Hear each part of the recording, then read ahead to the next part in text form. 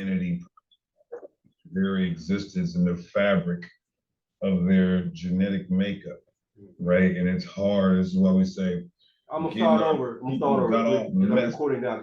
I cannot go live on absolutely nothing. So I'm gonna record it to the computer and I'm gonna try to upload it later on to my channel. All right, so I'm starting the video over here. I can't go live on nothing. Nothing is working. Well, what is that on his shirt? That's the whole armor of God. That looks like an alien from the movie Alien. That's some kind of old big evil dude. But again, he don't understand the armor of God is not something physical. It is spiritual. He has a carnal representation of something that's spiritual. He doesn't know what he's talking about. That's not the armor of God in this dude's shirt. He said the armor of God. Yeah. Trying to make it street. Yeah. You can see it in his hat too. He said, you see DA whole armor. Yeah, they're in the money making, of course, clothing and line and all that. Yo, don't they got a school or something? One guy was telling me they got a school that you could pay to, and they supposed to teach you some Hebrew culture or something. One of the brothers was telling me. Yeah, they have some kind of Sakari University or something like that. Yeah. Some online things to mislead you. Yeah, they misled him over here. Like the brother said, man, these guys got no fear, and that's scary. They got no fear of what they're doing. They don't care. Man, I believe they got strong delusion, or that they believe a lie. I think the Most High took their minds from them and gave them strong delusion that they believe a lie because they refuse to apply the text.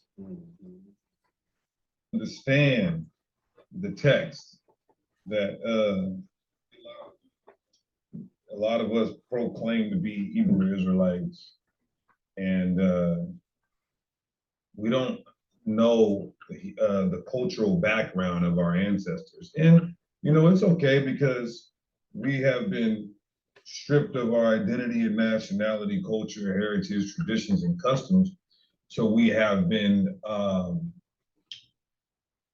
shaped and groomed into thinking from a Western world perspective of Christianity, to be honest with you.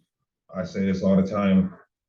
So many Hebrew Israelites have that residue of Christianity permeating through their very existence and the fabric of their genetic makeup, right? And it's hard. This is why we say getting our people out of the Christian church, that white supremacist cult, is harder than getting our people off of fentanyl and opioids. It's hard, right? So we have to unlearn and relearn and really look at the text how we would have looked at it from a ancient Near Eastern lens, or through an ancient Near Eastern lens, right?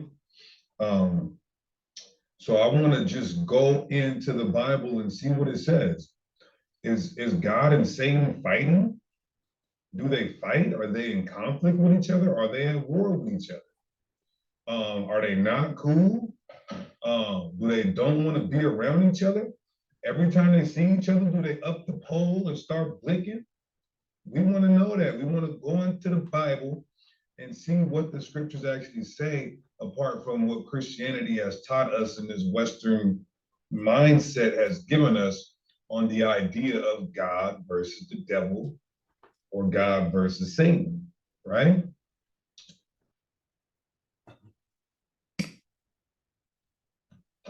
My first question to you guys is this.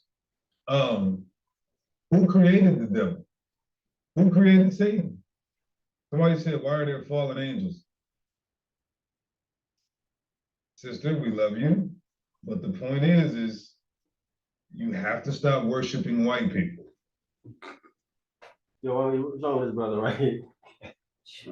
Because you didn't fall. We're gonna read it out of the book that it's fallen angels. What was that? He said, "Do you believe you worshiping white people because you believe in fallen angels?" All right, that's how crazy this guy is. This fallen angel doctrine is a tenet of Christianity that white supremacist cults. There is no fallen. Satan didn't get into a fight with God in heaven, take 2/3 of the angels down to hell with him. They were cast out, and now they're just fighting and then they also had sex with human women. Please, like, I mean, I don't think believing in fallen angels won't get you into the kingdom of heaven or not, but it's definitely bugged out. And that is a damnable heresy that you will be trying to bring within our people in our community. Sorry to tell you that, sister. Get out of the Christian church. So he this is the problem with these brothers. He said he don't think it's someone that's gonna get you not going to the kingdom, but then he called it a damnable heresy. Damnable means that you ain't gonna make it. Right. He doesn't understand what he's even saying. Now, can we get this real quick? Can we get Genesis chapter 6, just in the Hebrew, so we can see that that's what it says? Fallen angel for Deacon because he don't know the Bible. Don't know what the book is saying. I'm gonna get it in the let me go here. I'm gonna switch this because we're gonna go to the Hebrew. I want to put it up in the Hebrew. It's not the Hebrew. There we go. Genesis chapter 5. Damn, it's crazy, boy. Genesis, we're gonna get Genesis chapter 6. These guys is crazy, bro. Bro, this guy, dude, this guy's crazy, bro. Bro, wow. This dude's crazy, man. And he's, oh my God. Oh, I'm in the wrong. Wait a minute. I'm in the wrong one. I mean 5. I mean 6.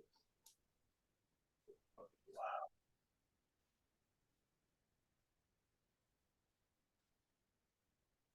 Bro, I promise you, bro, we had to, oh, it's loud, man. Bro, we had to sit a dude down because of the same crap, bro. For real? Yeah, get him out of there. Because his thing was, this is just crazy, bro. This is wicked, wicked, wicked, bro. This is wicked, man. Oh my goodness, bro. Man, and his sister asked him a beautiful question: how they're fallen angels? Oh my God. Who got that in Genesis chapter 6, starting at verse 4? Crazy, bro. I'll take it. Go ahead, brother. Genesis chapter 6 from the top.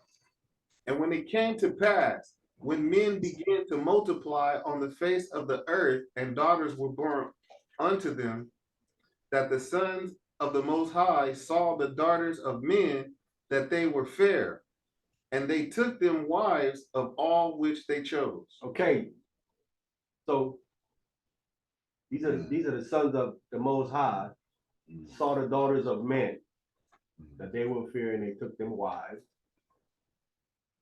of all that they chose. So they trying to say how that the sons of God here are the sons of Seth, which doesn't make no sense. Mm.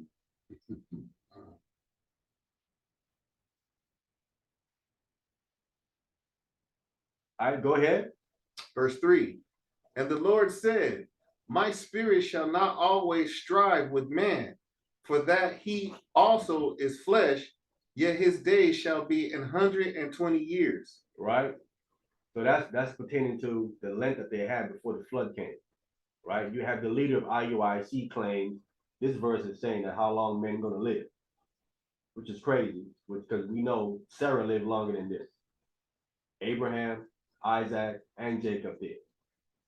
So why would you think the leader of IUIC would say that this verse means is how long people gonna live in this? Clearly, he kind of understood even people after this point live longer than this. Right? So here's the verse. Go ahead. Verse 4. There were giants in the earth in those days. There were giants in the earth in those days. Nephilim. Go ahead, in the earth in those days. Go ahead. And also after that. And also after the flood. We read about that. Go ahead. When the sons of God came into the daughters of men, and they bare children to them. The same became mighty men. The same became Deborah, powerful warrior tyrant. Go ahead. Which were of old. Olam. Go ahead. Men of renown. Men of renown. Men of Shem. So the word here, which were old, is Olam.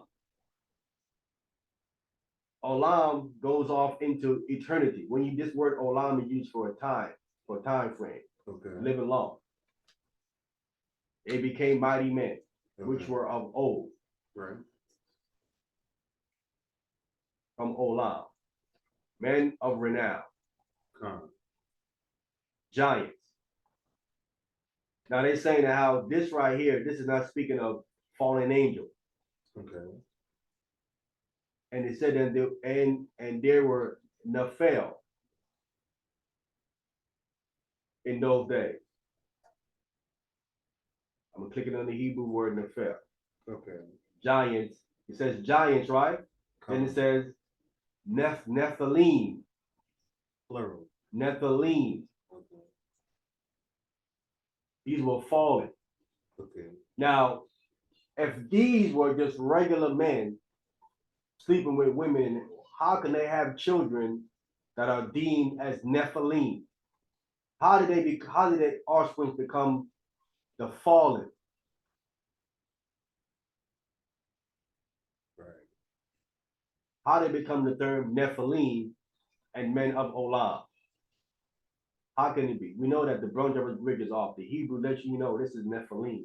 Con. Giants, name of two people before the flood. What does it mean in Greek? Nephilim, they just have the Hebrew here. Okay. We're dealing with the Old Testament. Con. Okay. Nephilim is to be fallen. It's the fallen, giants. Now, if two regular human beings have a children, would their children be considered giants? No. No, they wouldn't. Why are these children here before the flood be considered? Because we have after the flood, when Israel comes into the land, they say we saw the sons of Anak. Right. They were giants. Right. They weren't regular human beings. Right. There wasn't a union of a man and a woman, regular people. Right. There was something adverse going on there. Why they grew so tall? Right. They even brought back some grapes to show you just how the fruit grew Con. in that part of the land Right. to feed these giants. They couldn't eat just regular small grapes. It wasn't enough for them. Right. They was manipulating the crops to make it produce it bigger to feed themselves. And you also got Goliath, like in David's time too, as well. Yeah, Goliath too. I mean, I can go through and just go through plenty of giants that's in the Bible that they're not regular human size. Right. So is there women Nephilims? See again? It's women Nephilim? Yeah, women Nephilim too as well. There's men Nephilim, and women Nephilim too as well. These men didn't just have men; they had women too as well. They found all kind of giant bones. Again, this is not a class I want to go into it, but I have all the information on the pictures they found. But I'm going to go deep more into it because I'm going through the book of Jude, and Jude gives you the background of what happened and it come all the way through. I'm just going here to show you that there are Nephilim, fallen ones, fallen angels. They're in the field. They're fallen. And we're going to go into it. We're going to show you because their children are considered Nephilim, the fall. Okay. From their father, from their parents, from their father, which is a Nephilim, to fall. Right? Let me go back. I'm going to come back here and deal with. I just wanted to show you first part of it. We're going to come back here and deal with it even more. This is just to set you up before I get to Jude. How this came about. Jude's going to come right before this and show you what happened right before this happened. Wow. All right. Wow. Let me go back to the video. If you claim that there's no falling, this is completely wrong.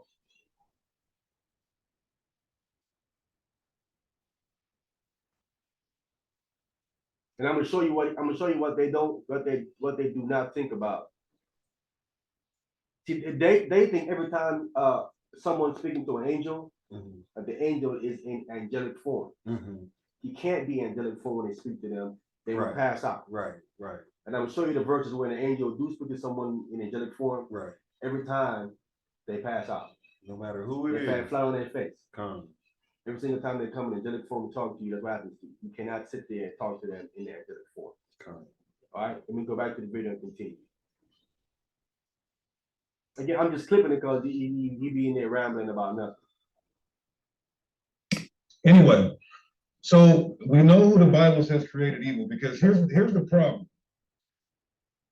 Satan has been associated with evil or bad.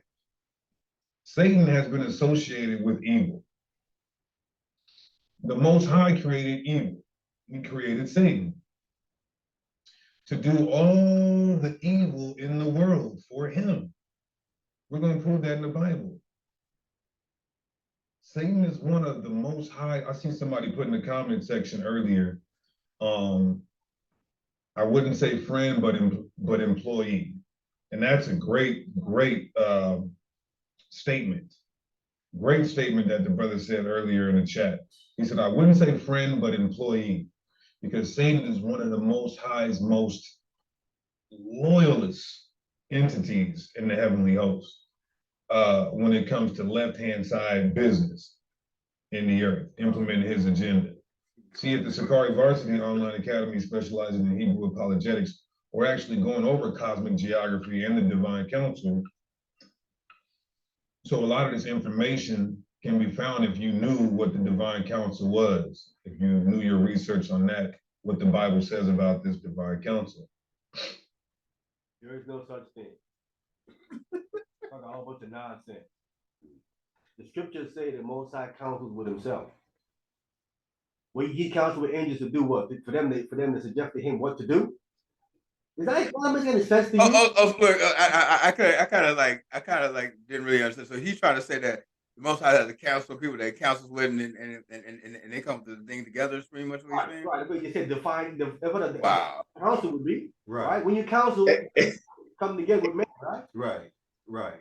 It sounds like he's trying to sell that Hebrew whatever class. He's trying to sell that school. Come, like you know how they do in the Sunday church. I can tell you more knowledge if you come join. It's a bunch of nonsense. The Most High is sitting around council with the angels or whoever else. They're gonna tell the Most High what to do. And what kind of operation would that be, bro? What type of operation you think the Most High running it? That's crazy. I don't know what's wrong with him. But he just called it a heavenly council. He called it a divine council. It's a divine council.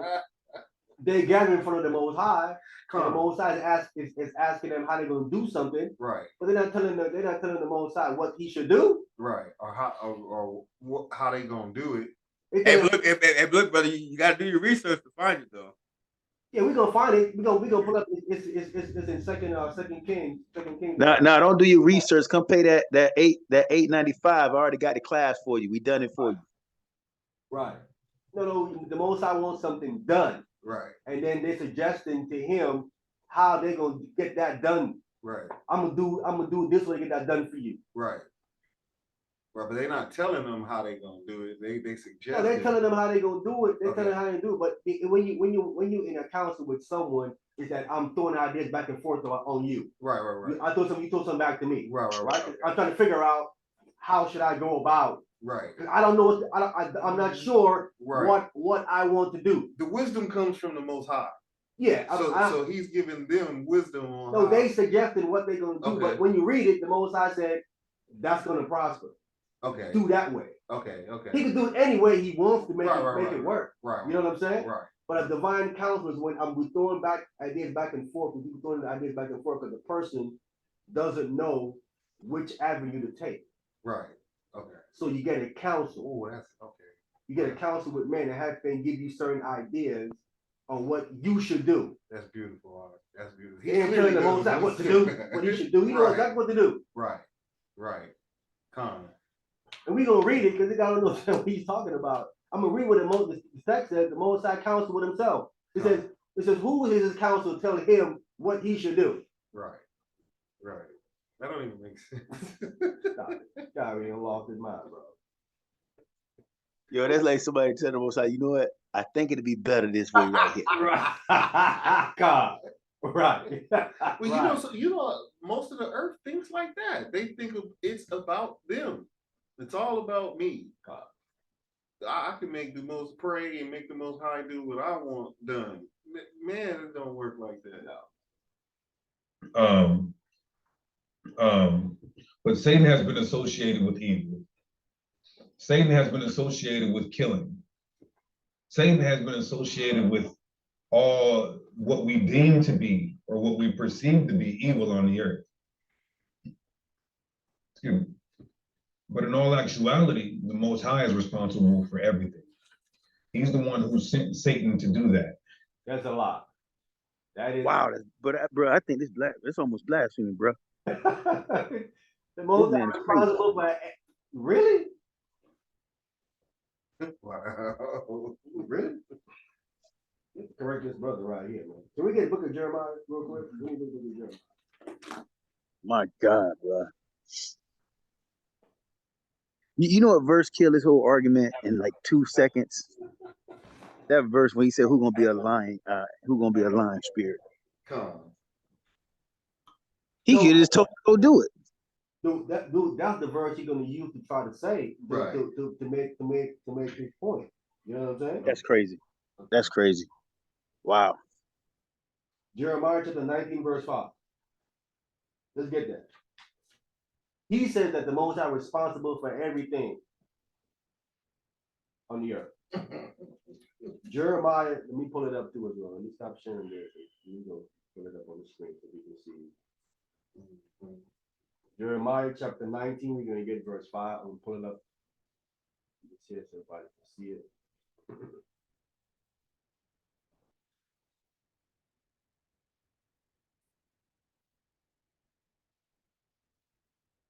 Okay. Who got that? Okay. Yeah, I got it. Oh, okay, go ahead. Yeah, okay. Reading for the book of Jeremiah, chapter 19, verse 5, and it reads, "They have built also the high places of Baal to burn their sons with fire for burnt offerings unto Baal, which I command not, nor spake it, neither can it into my mind." It didn't even come in the Most High mind for them to sacrifice their children. So who is responsible for that? Hashatan. It didn't even come in the Most High mind for them to do that to their children. So how is God responsible for that? It didn't even come in his mind to do it. That's the Most High's fault? For Deacon to say that. He don't know the Bible, that's why. That's great. He doesn't know the Bible. Listen, if this is the Most High fault right here, why these people are sacrificing their children, why punish them for it? They're not to blame, according to Deacon. The Most High responsible for that. This is another verse where he used to kill that nonsense about how that no one has free will. No one has free will. If no one has free will, why are they doing something that didn't even come inside the Most High's mind then? How did it get in their mind to do that if it didn't even come in the Most High's mind? That shows you free will. And he's basically showing you that that was evil. Right, that's you. That's all on you. You doing that. That was your mind to do that. Didn't even come in my mind, so how can it be me? That shows you your free will that you have to do that. You can't blame the Most High for this right here, Deacon. We're gonna go back.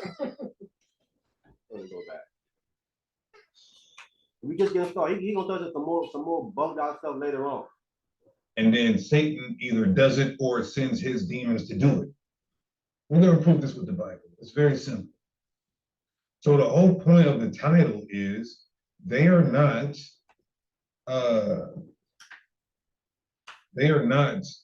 at war with each other. She asks a question. She says, why did Satan tempt Jesus in the wilderness, in the desert? It's very simple. The Most High had to have his son tested in that human flesh. The Most High had to have his son tested. And the way he tested his son was through Satan. Very simple. Right? This how he doesn't understand the Bible. Satan wanted Jesus Christ to violate the commandment. We know what that means for Jesus Christ. It's a death sentence. This is what he's missing. That's like blaspheming the Holy Spirit. Right there. Yeah, he wanted Christ to tempt the Most High and all kind of stuff that he was trying to make him do. He said it's written, thou shalt not tempt the Lord thy God. So how is he on the Most High side when he's doing things that God said not to be done? Right.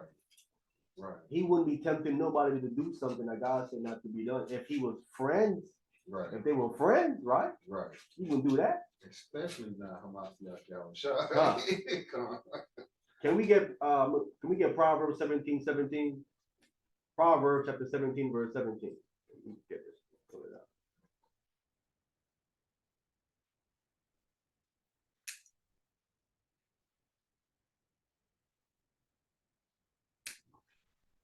Proverbs chapter 17, verse 17. We're going to get real quick.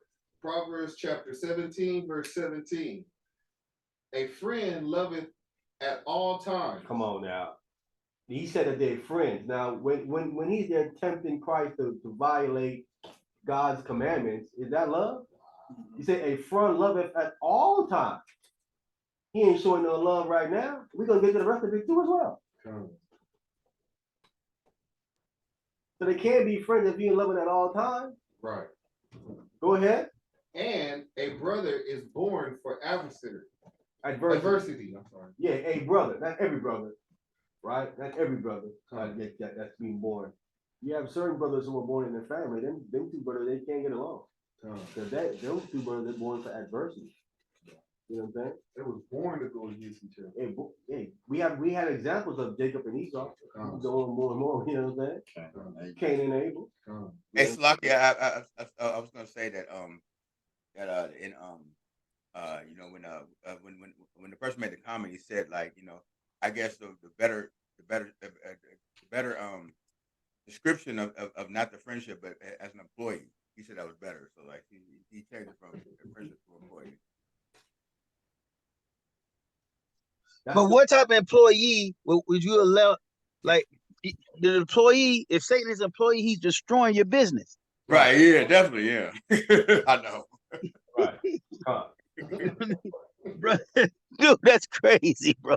So how's he right? How's he employee? He's an employee getting the other employees to go against the boss.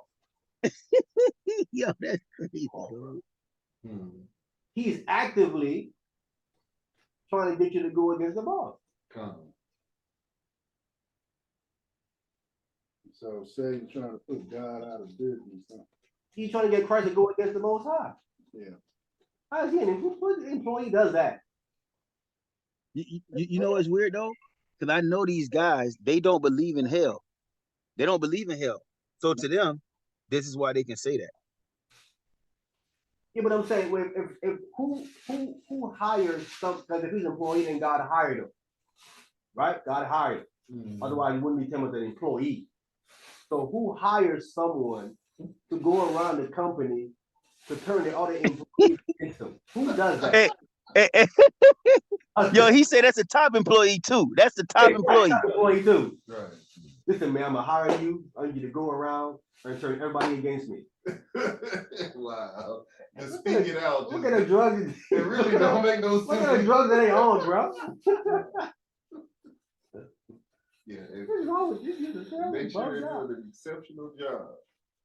Bro, this is a little comical, but it's sad because this guy don't realize he's saying that I like the Most High ordered a hit out on his son. Come. Wow. Wow. Right. Wow. That's why it's so sad and sick, bro. Wow. Wow. Yo, my son gonna do everything the right way, but I'm gonna put a hit out on him, and you gonna carry it out, okay? But don't let him know I done it, bro. Right. Come on, man. That's crazy. Disrespectful as can be, man. That's why. So That's why Sinetta is calling us crazy, because that's that mindset. That's the mindset that he's calling crazy. He's just as crazy. Look, we know that. They get that stuff from him. Con. Because he believes the same thing too, because he got it from them. Con. Oh, he called him crazy? No, he agrees. He agrees with him. He agrees Man. with him. Because listen, he agrees Damn. because he's trying to paint a bad picture of the Bible and the God of the Bible. So when he sees this, he's Wow. like, yeah, yes, sir. Didn't you call it that circular reasoning? That's what something like that they do. It's like they go in a circle and it's the same ideas over and over again. But they saying the same nonsense over and over again. But they don't know Sonnet is about tearing down the Bible. Con. They don't even see that. And he's getting them to help him. I Con. mean, that's crazy. It's all a part of his divine prerogative, as I like to call it, his divine providence, that he does these things because he is sovereign. He is not at war with anybody, and he is not, all of this is predestination. He said God is not at war with anybody. Lie. Let's read it. Con. Can we get Exodus? Con. We're gonna prove God is at war. He says out his own mouth. He said God isn't at war with nobody. He ain't got no enemies then. Don't according to him. So do they love Esau? They think so. I mean, these guys crazy, bro. Bugged out, bro. Bugged out. Is this the end of this chapter right here? Somewhere around here.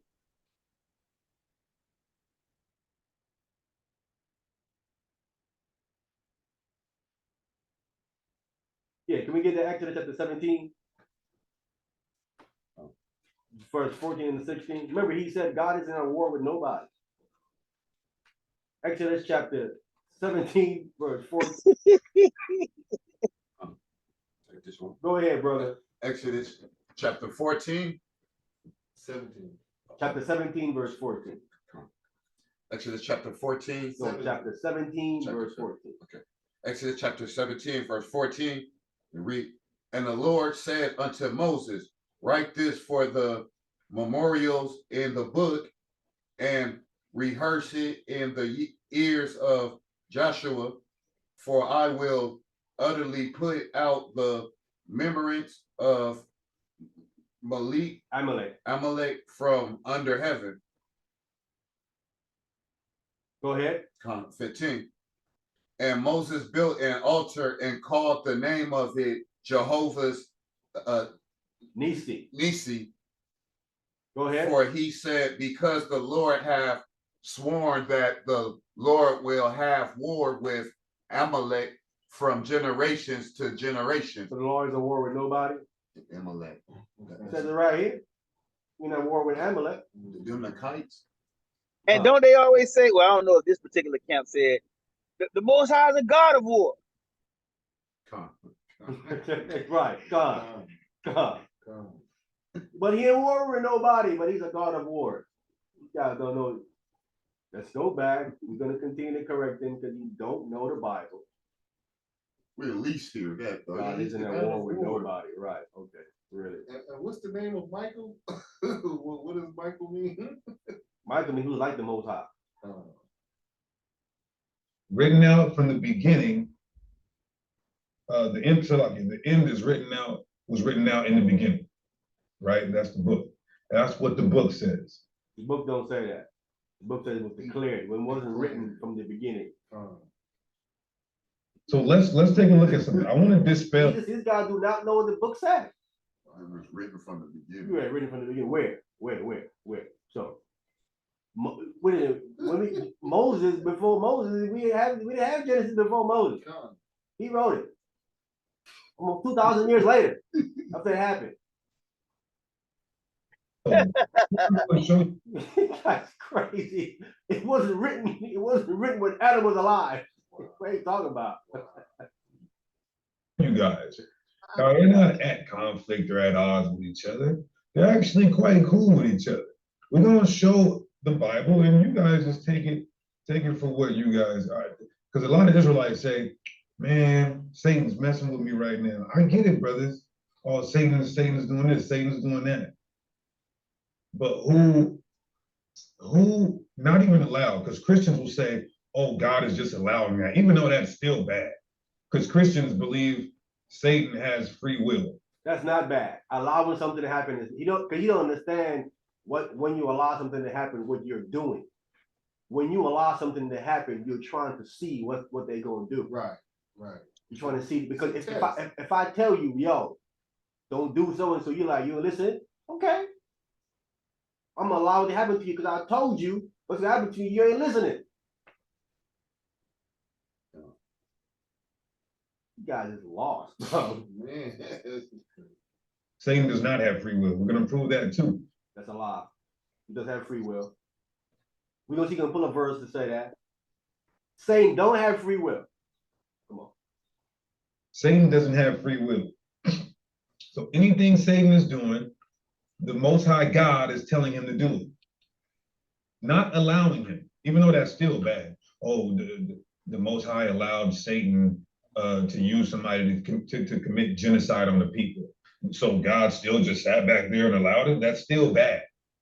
But the fact is that the Most High God sent Satan to do that. All lies. All a bunch of lies. How could he? Yo, this is sick, bro. This is sick. Bro, this is sick because in my mind, I'm thinking like, this guy is saying that the Most High put hits out on all the prophets. And these brothers trying to do the right thing. So they trying to do what you telling the Most High. Then you turn around and say, I mean, this what this guy he's saying, right? Let me be clear on that. I don't think the Most Almighty think nothing like this. But this guy is basically saying the Most High gonna give us His word, keep these laws and commandments. And the brothers that's doing it, he gonna turn around and say, "Now go get him, Satan." Right. Right. That's double-minded out the gate. All day long, that's double-minded, King. It's Bro, Wait a minute. It's not only that. It is counterproductive. It's counterproductive. Why would I want to bless you when they're not blessed? What's the point here? Right. What's the end? What's the end goal? What's the end goal is? Right. A sovereign power, right? We'll prove that in the Bible. So I want to dispel something real quick. I want to dispel this whole war in heaven. Now, who knows in the chat, the only place in the Bible where it talks about there being a war in heaven, and Christians say that this took place before creation. Where is it at in the Bible?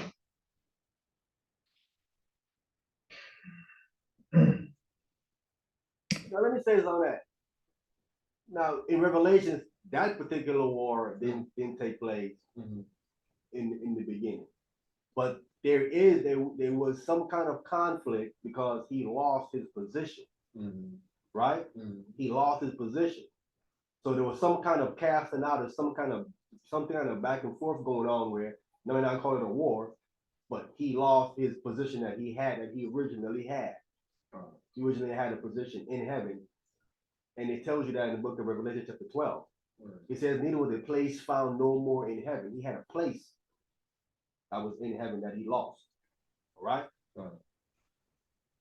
yo, can I say something real quick, bro? If you know this guy, he's being so slick, man, and it's so satanic what he's doing. I guarantee this guy went to school for speaking or something, or not. I ain't gonna say for speaking, but he went to school because you can tell his tone. And notice this is what he's doing. He's playing on his audience. When he finna say something crazy, he'll blame it on the Christians because he know most people don't like the Christian church, right? He know these guys been taught like the Christian church is off they crazy. So he'll make it sound like if you agreeing with certain stuff, you believe what the Sunday church believe, but actually it's what the Bible say. So he playing mind games with people, bro. If you understand what is going on. Listen to this guy. Every time he finna say something crazy, he'll say, now, the Christians think like this. You got to come out of this Christian mindset. So now to make the person feel like, even though you see in the Bible, if you think that way, I don't want to be like a Christian. That's what this guy's doing. Right. Being crafty. Right.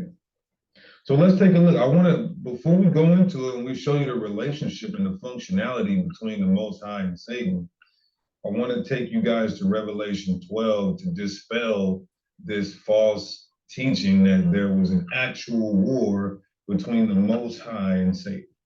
Now, I heard Geno Jennings' stupid ass say, oh, Satan can't go to heaven. Demons can't be in heaven. The Most High God already cleaned heaven back in creation. Well, if he cleaned heaven, what is Satan doing there in Job? See, I think he doesn't understand what Geno Jennings is actually saying, right? Now, a courtroom isn't really is the courtroom the judge's house? La. It is, right? It is. No. It's just the building that he goes through where he does his job at. Right. You know what I'm saying? Ain't necessarily his house, right? If you understand the tabernacle, they would call it holies of holies. Come. Satan don't go in the holies of holies. That's where the Most High is, right? That's a replica of how it is in heaven. So you have a holy place and a most holy place, but then you have a courtyard outside as well. Mhm. To do stuff, right? So I'm sure Gino's going to say, no, he went into the courtyard. Mhm. He was in the courtyard. Mhm. He wasn't even in the holy place, or in even worse, in the holies of holies. Come. So he ain't not in heaven. Right. He came to the courtyard where people out there doing work, where all the angels were. Come. And the Most High was in the Holy of Holies speaking to them from out of there. Mhm. That's how he gonna paint the picture, right? That's how Gino gonna paint the picture. And First Kings, we're gonna get that as well, right? But listen to how he break down this chapter. This is bugged out stuff. Revelation chapter. Now let's see, is this talking about the spiritual demon Satan? Is this talking about yeah, he said Satan cleaned heaven. Oh, I'm sorry, the Most High cleaned heaven. Yeah, is this talking about a spiritual demon Satan? Right? In this war. Now, the thing about it is, everybody, is when you read this Revelation 12, God isn't even doing nothing here. This is the Archangel Michael. Look at this. So why is there a Christian dogmatic rhetoric? Why is there this Christian dogmatic rhetoric that says God was here fighting against Satan when it's not even God, it's the Archangel Michael? I don't think that's not what they. I don't think that's what they don't say that. They don't say God was fighting with Satan. Is that what the scripture said? He said there was a war in heaven and he got cast out. I don't remember them saying it was God fighting Satan. I don't remember that either. I think he's lying. He lying on them. I haven't heard him say that. I heard him say there was a war in heaven before and he got cast out. They didn't say God was in the fight. Right. Right. Because we know Michael threw him out. So. Right. Right. That's strike one. Maybe 10 strikes when we read this pericope, right? So in Revelation, we'll start at 12 and 7. And there was a war in heaven. Which heaven is it? No, the Archangel Michael is not Jesus. Kiki, do you love me? Are you riding? But nah, Sister Kiki. I see you're very confused, and we were all confused when we first were coming in. But if you be patient and you just listen and learn, you'll be okay, sister. All right? Now, there was a war in heaven. Why do Christians automatically think that this heaven is talking about the third heaven? Because Michael is there. Michael resides in heaven with God. That's why you see Michael, he's gonna think it's a third heaven. Dumb. It says Michael was fighting the angels. The angels are in the third heaven. I'll tell you why. Because of a man-made doctrine, a man-made religion known as Christianity, that allows the doctrine to drive the text instead of the text driving the doctrine. That's why. The doctrine should not drive the transcript. The transcript should drive the doctrine. But they have to superimpose their ideologies within the Bible. And this is why we say Christianity is a pagan religion, because they have mixed these pagan ideologies and philosophies and mythologies into the Bible. Christians automatically say this heaven is the third heaven. I'm gonna fast forward this part. I'm gonna fast forward this part. This heaven is actually the first heaven. Right here. Caught 14 years ago. whether in. All right, we'll get back to it. So for one, fire. There we go. Look at so in verse 1, and there appeared a great wonder in heaven, a woman clothed with the sun, the moon, and the stars under her feet, and all of that, 12 stars that represent the Israelites. And she being with child, tried to pain to be delivered, right? We need to be delivered. But also having you guys, don't call Earl Green a clown. Earl Green asked a sincere question and he said he's not scoffing. Leave the brother alone. Now, so we need to be delivered, right? And there appeared another wonder in heaven. Behold, a great red dragon, having 7 heads and 10 horns and 7 crowns upon his head. Christianity is so easy to cut to the bone. I'm gonna explain why. This dragon can't be Satan. With 7 heads, well, what does his 7 heads and 10 horns represent? And 7 crowns on his head. Christians don't have a goddamn clue what that's talking about. But when we look at Revelation 17, it explains what these 7 heads and 10 horns mean. Look at Revelation 17. He carried me away in the wilderness, right? Verse 3.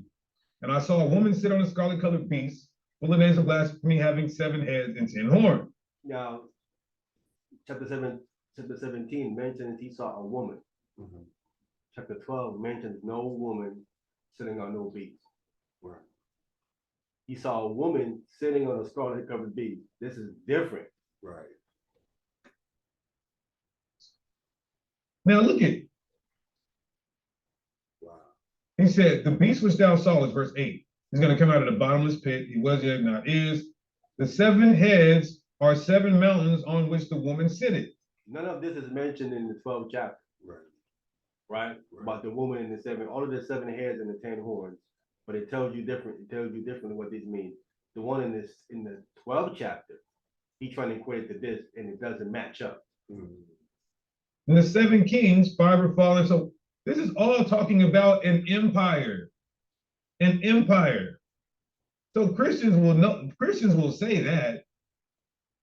But who's the woman? See, he doesn't go into who's the woman sitting on the beast then? Mhm. He don't go into that. Mhm. If that's the case, then the woman that he just said right here in chapter 12, verse 2, he said that's Israel. That's me, right? Right. That's the woman. That's us, Israel. So then is Israel sitting on this red dragon? No. So it doesn't, the chapters do not match. Right. this is how you know it's an abuse of the text and what we call being biblically irresponsible or intellectually irresponsible, right? Because in verse 3, the dragon with the 7 heads and 10 horns is the Roman Empire coming against the Israelites. That's history. Now he said it's the Roman Empire. Okay, so did the Roman Empire have 7 heads and 10 horns? Of course it didn't. Can't be the Roman Empire. It didn't have 10 heads and 7 horns. So it bugged out. And the horn mean power, right? Yeah, horn. Yeah. The horn it means power, but those horns would also be certain kings of something ruling. Right. So it would have A certain kings. Caesar. Right. Right. To power this common. Right. And then 7 heads and 10 horns. It was all speaking of different leaders, right? Con. Or as he was saying, 7 mountains. Con. That's what he was saying. Con. The Roman Empire was not like that. Right. Wasn't on 7 mountains. Don't make no sense. But when we go down to verse 7, the dragon is all of a sudden the spiritual demon Satan. No, this just says the dragon. The top one says a great red dragon. Having 7 heads and 10 horns. This verse doesn't say that he has 7 heads and 10 horns here. It just says the dragon. And it's not a great dragon. Right. A great red dragon. And it doesn't say anything about 7 heads and 10 horns here. Well, watch what he said. You can't do that. You can't flip-flop like that. You doing that? So if you're wondering about the title of the video, be patient.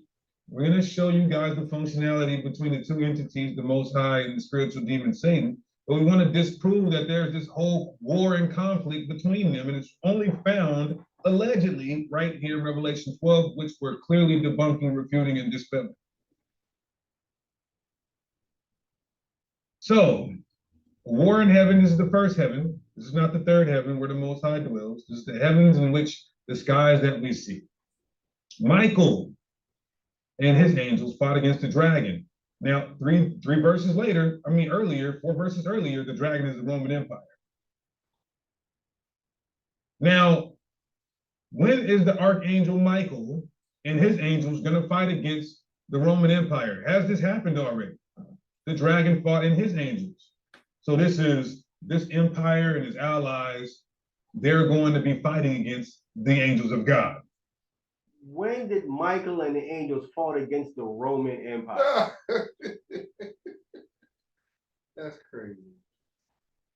Michael and his angels never fought. You know what I know?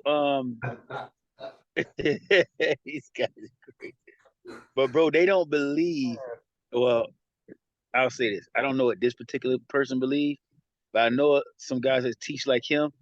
They solely believe that the devil is the white man only. They don't believe in that like Satan as a spirit. You understand what I'm saying? They believe like this white man is the demon himself. So that's the fight. That's the war. And Israel gonna end it. Notice he didn't put up no historical nothing, no scripture to back up that Michael and the angels fought with the Roman Empire. Just made a statement, no proof. When did this happen is the question. Yeah, when? When did, again, this can't be Satan. Why not? Because earlier it said it was an empire. But when did this happen? Didn't say that. It hasn't happened yet. Christians are saying. So he said Michael. This didn't happen yet. He said so. So the Roman Empire must be still up and running there. And we finally get the Roman Empire been destroyed hundreds of years ago. Wow. That this is where God fought against Satan and kicked him out of heaven.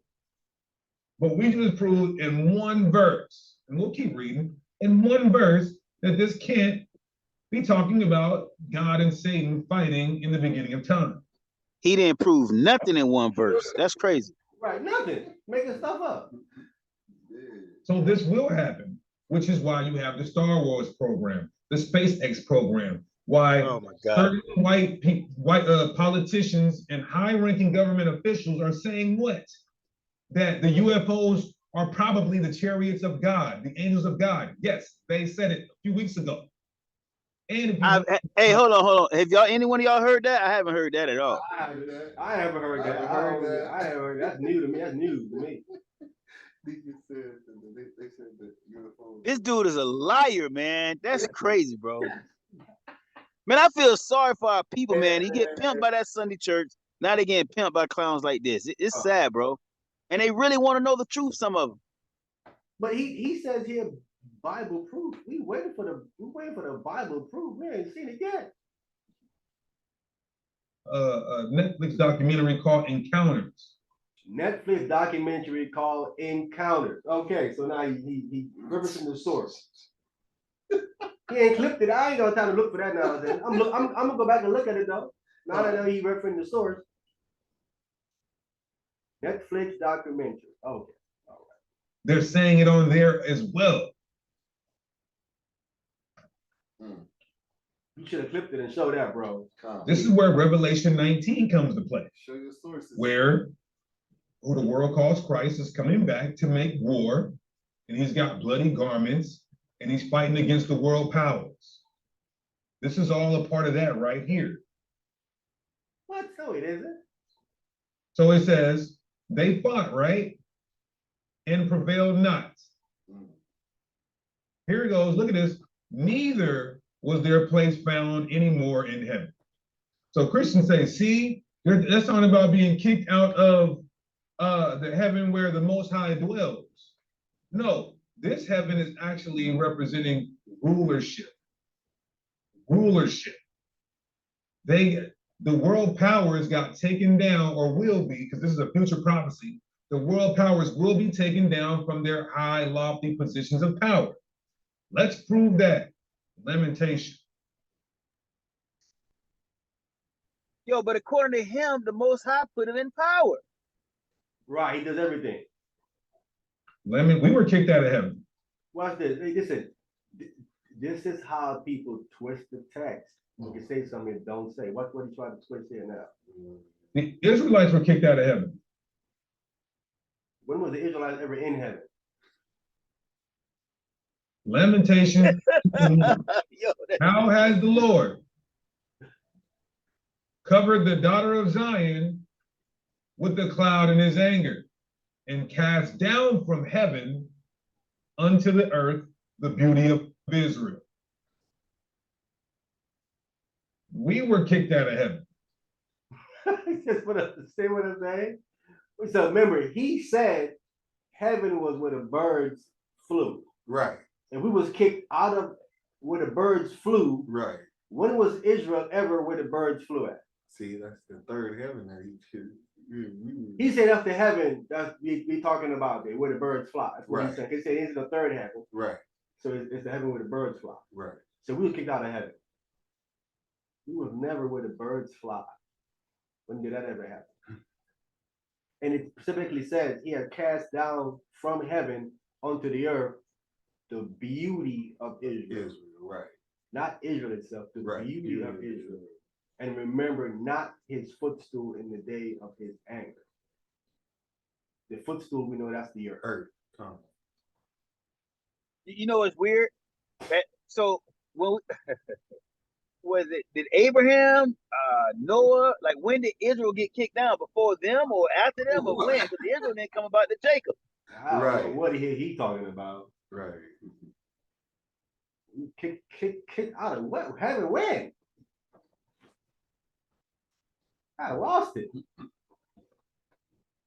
This isn't talking about the third heaven where the Most High dwells. This isn't talking about the firmament where the heavenly celestial bodies are. This isn't talking about the skies in which we see birds flying in, which is also called the heavens.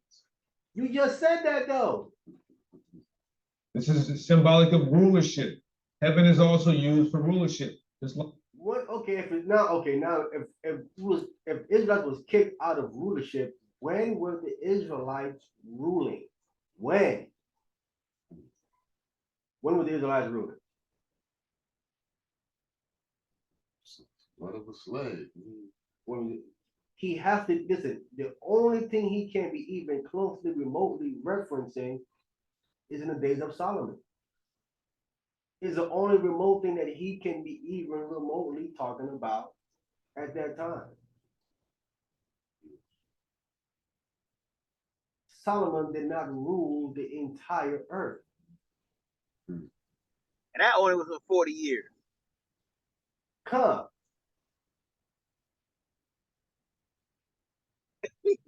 How's he got bugged out, bro? And Solomon was going against the. How does it make any sense? Anyway. like hell, heaven and hell can be used as a condition, can be symbolic of conditions. So we were kicked out of heaven to the earth, just like the dragon. We was always on the. We was always on the. When was the Israelite? When did the Israelites left the earth? See, we were kicked out of heaven onto the earth. That means it wasn't on the earth. When did the Israelites ever? Hey, oh. And his angels were kicked out of heaven to the earth. Kazakia says, how can Luke 10 and 18 be talking about Rome, aka America? Contextually, it makes no sense. I'll answer that real quick, but if you can, please wait for your questions. We're gonna pull it right quick. Romans chapter 10, verse 18. Let's see what that says right there. Let's get there.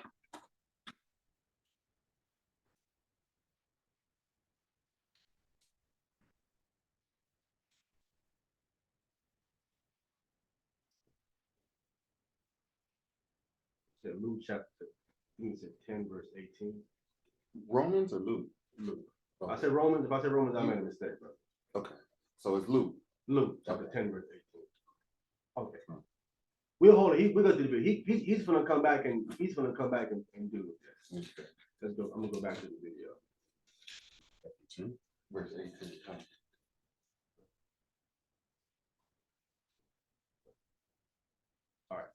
Answer that real quick. So when the disciples were going around casting out demons, they had the power, right? They had power. God gave them power over the left-hand entities, right? To cast out demons and to heal the sick and all of that. So when That don't make no sense. If they, why would God, if God and Satan are friends, why are you giving the apostles power to cast them out? That would be contrary to what to the left hand side. Wow. Wow. Satan be like, wait a minute, why you casting out my people? Like, what you doing? Because a house divided kings. Can't, what are you doing? I thought we was friends.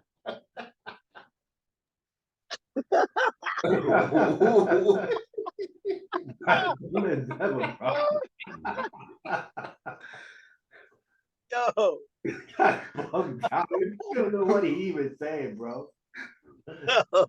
Go ahead. We having a split. God, he saying you don't know what he even saying. He's casting out demons. That's not what you do when you friends, bro.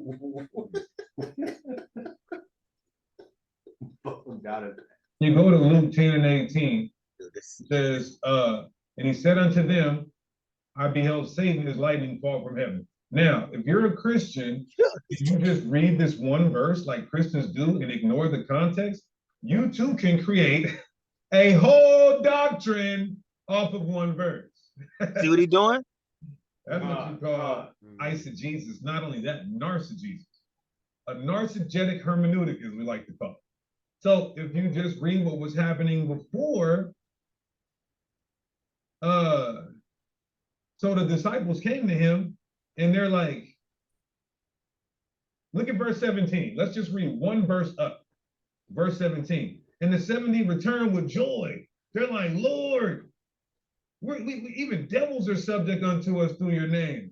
Basically, like, we're out here bringing down Satan's power over our people. So what did Yahushua say back? He said to him, I beheld Satan fall as lightning fall from heaven. He's basically saying, I seen you guys, I knew that you guys, and I sent you guys to take down the power of Satan. That's all he's saying. He's not talking about that he watched the fight. And it's crazy how a Christian will take this one verse, which is what, 1, 2, 3, 4, 5, 6, 7, 10 words maybe, and get, yes, it's talking about a fight in. Let's pause right there. First of all, what if Christ sent his disciples to take down the power of Satan, that's going contrary. That's contrary. That's so that there's fight. Right. There's fight. Right. Satan wanted kingdom to stand, but Christ said it's impossible to tear down Satan's kingdom. And who sent Christ? The Most High sent them to tear down Christ's kingdom. But yet you're saying there's no conflict. That's clearly a conflict. You tear down my kingdom. Right. Right? Right. Then he tried to count the words. He can't even count 10 words. 10 words. Ain't even 10 words there. We can count it as 1, 2, 3, 4, 5, 6, 7, 8, 9, 10, 11, 12. There's 13 words in here. This guy can't even take his time to count the words in the verse. Hey, Amayan, would y'all, let me ask you this about what you just said and what he said, and I agree with you 1,000,000%. Listen, would it be that he's even saying that Christ is going against the Most High at this point? Then, that's why he be able to be saying facts, right? Man, or he would be saying that Satan had one law and then Christ came with the other law. When he's saying Satan God is friend. So if Christ is taking out Satan's kingdom, he's going against God because God, wait a minute, that's my friend over there. Right, you going again? Yeah. So there's some real double-minded stuff going on here. Yo, all type of double-minded stuff, man. It's just dumb all around. This would be just chaos and craziness. Wow. heaven. And, you know, Jesus didn't even help his heavenly Father at that point. He just sat back with popcorn and beheld it all happening. What? When it says back in Revelation 12:8, and prevailed not. So the angels trying to fight it, I'm sorry, these world powers trying to fight against Christ and his angels. The verse, these angels were fighting against Michael and his angel, not against Christ. Right here, verse 7. It was a war in heaven. Michael and his angels fought. Wasn't Christ. Now you're trying to make it seem like Christ is fighting here. The text don't say that. In time, this hasn't happened yet, they're not going to prevail, and they're going to be taken out of rulership. If this is the end time, the verse says Michael is fighting. Right here. God. Not Right. Christ, it's Michael and his angels fought. He keeps saying Christ. It says Michael. But earlier someone said that how Michael was Christ, but he said no. But what he's saying here would make it be Michael have to be Christ. God. So he didn't run none of this by Guerrilla Hebrew before he put it out. Yeah, I'm not even sure. I don't think this is bad, bro. This is really, really bad. This is why Revelation also says there was a new heaven and a new earth. That doesn't mean he's going to destroy the heavens and destroy the earth. He's destroying the world powers on the earth, and he's making it anew. He's refreshing it, right? Watch this. We're going to really dispel that this is talking about some war in heaven during creation or before creation. Oh, here we go. So it says, and the great dragon was cast out. The great dragon was cast out. This revised Roman Empire, which today is NATO. The great dragon was cast out is the revived Roman Empire, which is NATO, Coupled with the EU. coupled with the EU, the economic community. European Union. Now look, it's calling it also the old serpent. Whoa, that's talking about the serpent from the garden. You know what? Isn't it? You're a liar and you don't know the Bible. I'll explain. Why is this Roman Empire, this is deep though. Why is this revised Roman Empire? Because we already know the great dragon, everywhere in Revelation, that's associated with the empire, whether it's the ancient Roman Empire or the revised Roman Empire of today. But why is it being likened unto what? An old serpent. No, that old serpent, not just any old serpent, is specific. And he's not being specific with the dragon and the great dragon. He's just loose lipping it all over. This great dragon here, it gets specific who he is. It says that old serpent. Not any old serpent. That old serpent. Wow. And called the devil. And called it, listen, is more information if you missed it, and the devil. And Satan. And Satan. Now that is a good question to ask. That's a good question to ask. That's a fair question to ask. The ancient Roman Empire was like an old serpent. Why was it an old serpent? Because in the Hebraic thought of our people, calling a kingdom a serpent was due to its crookedness and its wicked oppression. Oh, I can't prove that? Nope. Tell me I can't prove it. You can't prove it. Watch. Why? He's saying that the Israelites called the Roman Empire that old serpent. He gonna prove it. Is it calling this empire an old serpent? Because it's just like any oppressive and wicked kingdom, empire, that is called Leviathan. Oh, you guys think I'm lying today, huh? Yep. Leviathan can be used in 3 ways. That's easily proven. Leviathan can refer to all the aquatic life. Leviathan can refer to one single sea monster. And Leviathan can also be symbolic of a wicked, oppressive empire. Let's prove that real quick. Yeah, prove it. Isaiah 27. Let's see that.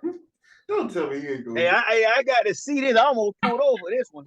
Man, I can't wait. He ain't gonna prove nothing. He don't say that. In Isaiah 27, look at this. Let's see. It says, in that day, the Lord with his sore and great and strong sword shall punish Leviathan, the piercing serpent, even Leviathan, that crooked serpent, and he shall slay the dragon that is in the sea. Now, some people say, oh, God's going to come back and kill a sea monster. Why the hell is God going to come back and kill a sea monster for what? Because he's crooked. That's right there. That's why. That's right there. This guy's anyway. We got the first part. Right. It's a sea monster. We waiting for it being a kingdom. Right. We waiting for that part. Come. If you read the prior chapter, you read the prior chapter. Okay. Prior chapter, 26. For behold, he come out of place and punch the inhabitants of the earth shall be clothed with blood, verse slain, come our people into the chambers. I think it's verse 1 here. You sure or you not sure? Opening the gate to the righteous. You know what? Yeah, you can't find it. Now, I believe Look at that. that this is talking about Egypt. That's a I deacon. believe this is I referring think it to is. Egypt That's a deacon. as this That's a serpent, deacon, man. That's and a it's deacon of- likening it to it because we symbolized or utilized Leviathan or serpent at to apply or in reference to a evil or wicked or oppressive kingdom. So Book, chapter, verse. Show your word. Yeah, we still waiting for it. this is why in Revelation we see the old See, he ain't proved it. He's back in Revelation again. He never showed it. Never showed it. This is the trickery they're trying to work on people. He didn't prove it, none at all. this man deceitful, bro. He is the worst I don't see, bro. Very. He didn't used to be this bad. He did not. He getting worse. Bad. No, he always was bad. It just didn't show. But now This It's showing now because this is. He didn't even. I'm gonna prove it. He didn't go prove nothing, but came back to Revelation and didn't prove nothing. all of them was bad. Well, brother, those been but ex-gang bangers, man. God, You know what it is? Man, you know what it is too, bro? You only can talk about the white man and multiple wives so much. Right. Now he got to go on to other things. And because he don't know the Bible, he just got to start butchering the book now. Wow. Now, I wouldn't be surprised if you take it out and shoot it up. Yeah, he already shooting it up spiritually. This guy's crazy. Wow. This guy's crazy. He did do that for sure. Yeah, he shot it up spiritually, but physically, they're gonna start doing that after a while. You watch it. I believe it. I believe that. empire, which is also known as the great dragon, being called the old serpent. Nice, right? No. No, you didn't prove it, bro. You lived that line himself. Nice, right? No. Now, when you Called the devil and Satan. Con. Was the Roman Empire ever called devil and Satan? We call some of the Romans in Rome Satan, but was the entire empire ever called that old serpent, no. devil, and Satan? The entire empire now, that's what we're saying. Con. Never. look at and why it's called the devil and Satan, Why? there's a reason why he's saying all these words. This great dragon is an empire. It's an old serpent. It's just like any ancient, wicked, oppressive kingdom. And it's called the devil because in particular here, the white man is ruling it. Oh, And it's Satan. Why? Because Satan is driving the white man. Just like we have. Go ahead, brother. So he's saying, what, give to Caesar what is Caesar's? Basically, is that what he's trying to say? No, he's saying that this is the Roman Empire. How is this the Roman Empire? I still don't see it. He said it was the devil because the white man ran the Roman Empire, and the white man is being led by, remember, he's being coerced and moved by Satan. Okay. That's why this is what you call private interpretation. He's making it up as he goes. This is all that he is doing. The text is not even talking about the Roman Empire right here. Right. He's talking about Satan, literally himself, being cast out, That him and his devil angel. and Satan. And it's specific about what he's called. That old serpent called the devil and Satan. We know the white people rule Rome. So now we can literally have a verse that says the white man is the devil. Everybody always try to say, show me where the says the white man is the devil. Well, right here. You don't say that right there. It doesn't say. That's sad, man. This guy's bugged out. This great dragon. Go ahead, brother. No, I was gonna say the brother said earlier, keep ringing in my mind. These guys don't fear God, man. He has no fear of the Almighty. He just be like you say, bro. He making up stuff. If he go, you can tell. That's all he doing. No book, chapter, verse. None. Zero. There's the Roman Empire and also the revised Roman Empire. What is the revised, or he must mean revised. Right. Because revised meaning it's still around, you just put some changes to it. You change some things around. You revised it. Okay. He must mean revived. The Roman Empire died way back. Right. It means Like around 400, 350, 400 AD. Right. Gone, dispelled. Wow. But he's saying, so he must mean they're gonna come back again. They're gonna revive it and bring it all back. Man, I would have, even though it still would have been wrong, I would at least give him a little benefit of the doubt if he would have switched it and say the Roman Empire is the Catholic Church. You know what I mean? He ain't even doing that. He just talking straight about the Roman Empire, which is bingo. And they ain't coming back. That's crazy. Which is NATO. They're run by the Caucasians. The ancient Roman Empire was ran by the Caucasians. It's calling it the old serpent because it moves after this being an oppressive, wicked kingdom, oppressing God's people, calling it the devil and Satan. So everywhere you see Esau or the white man, it can be used interchangeably with Satan and the devil. If you try that method throughout the whole Bible, it literally works.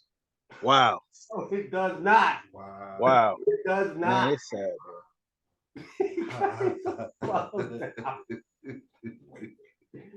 How can you interchange the seriously?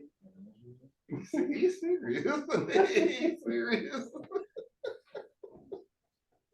You could start when Esau first was mentioned, when he started having kids. It'd be like the white man when they had sex with all the daughters of the Hamites.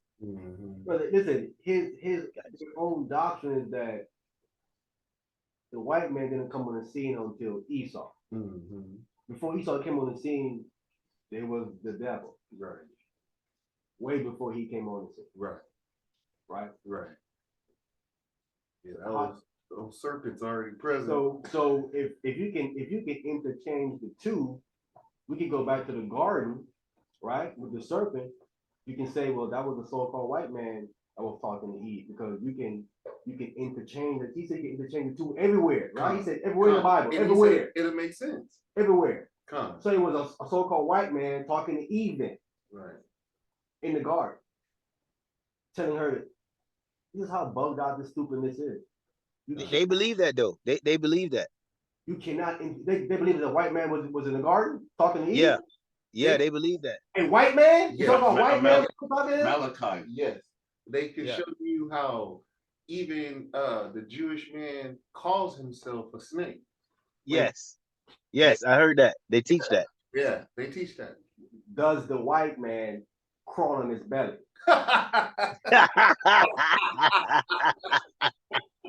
This is what I'm talking about. It was cursed to crawl on his belly. Is that right? Upon your belly you shall go. Does the white man crawl? Stop it, bro. This is ridiculous foolishness, bro. That's allegory. It means something else. You don't have to allegorize a whole bunch of stuff because it does not go work. Bro, I know they used to teach that the white man was even king, and then when one of the elders was saying, well, what happened after the flood? That's when, I mean, it's what they teach now. That I don't know about this particular camp, but that's when the reincarnation happened, when Cain came back as Esau. I think that's GMS taught that. Yeah, but we still and they ain't Sakari from GMS? Same thing. We are still talking before Cain came on the scene. We talking Come. about in the garden. Come. Where did this white man come from? What nation did he come from to be coming in the garden talking to Eve? What nation did he come from? There were Edomites. There were Edomites that there. Well, I remember one time I was talking to one of the guys about this, and I don't know what camp he's from, but his thing was what did this guy say? He said something about the trees in the garden, and some way this how he put the white man in the garden, because he said they were inside the garden. Man, what did this guy say? He said something about, he took me to a scripture about the trees. I can't remember. I don't want to just talk, but it's something that he used to prove that the white man was in the garden because it was the trees doing some type of talking or bowing to the trees or some stuff. Bro. You talking about the trees in the garden envied him? Yeah. Yes, bro. That's exactly what it was. Exactly. That's exactly what the dude said. And then he said, see, that was a white man right there. That's exactly what he said. Wow, that's a bunch of nonsense. And even talking. And I was like, all right. I never had heard of that one till that day. I was like, all right, you can have that one. Can we get in Ezekiel? Let's dispel that while we're here. So we can get this foolishness, man. Ezekiel chapter 31.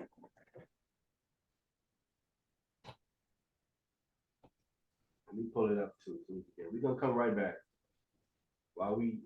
Let's dispel that while we're here. We can clear this nonsense up right quick. Okay. Hey, I will tell you this: the next time if I ever talk to one of them cats again, I'm gonna use that. Did the white man crawl on his belly? It licked up the dust from the earth. Bunch of nonsense. Yo, These guys are plugged out, bro. This is madness, man. They're just making it up as they go, bro. It ain't no kind of. They ain't even tactful or nothing.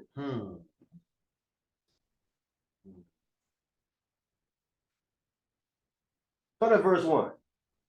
Ezekiel chapter 31, start at verse 1. Ezekiel chapter 1. No, 31. Ezekiel chapter 31, starting from the top. And it came to pass in the 11th year, in the 3rd month, in the 1st day of the month, that the word of the Lord came unto me, saying, Go ahead. Son of man, speak unto Pharaoh, king of Egypt, and to his multitude, whom art thou like in thou greatness. So now he's speaking of Pharaoh, king of Egypt. So we got a time frame where he's talking about it. This is not in the garden. Is he going to say Pharaoh was in the garden too? He was also in the garden as well? That's who he's speaking to. All right, go ahead. Verse 3.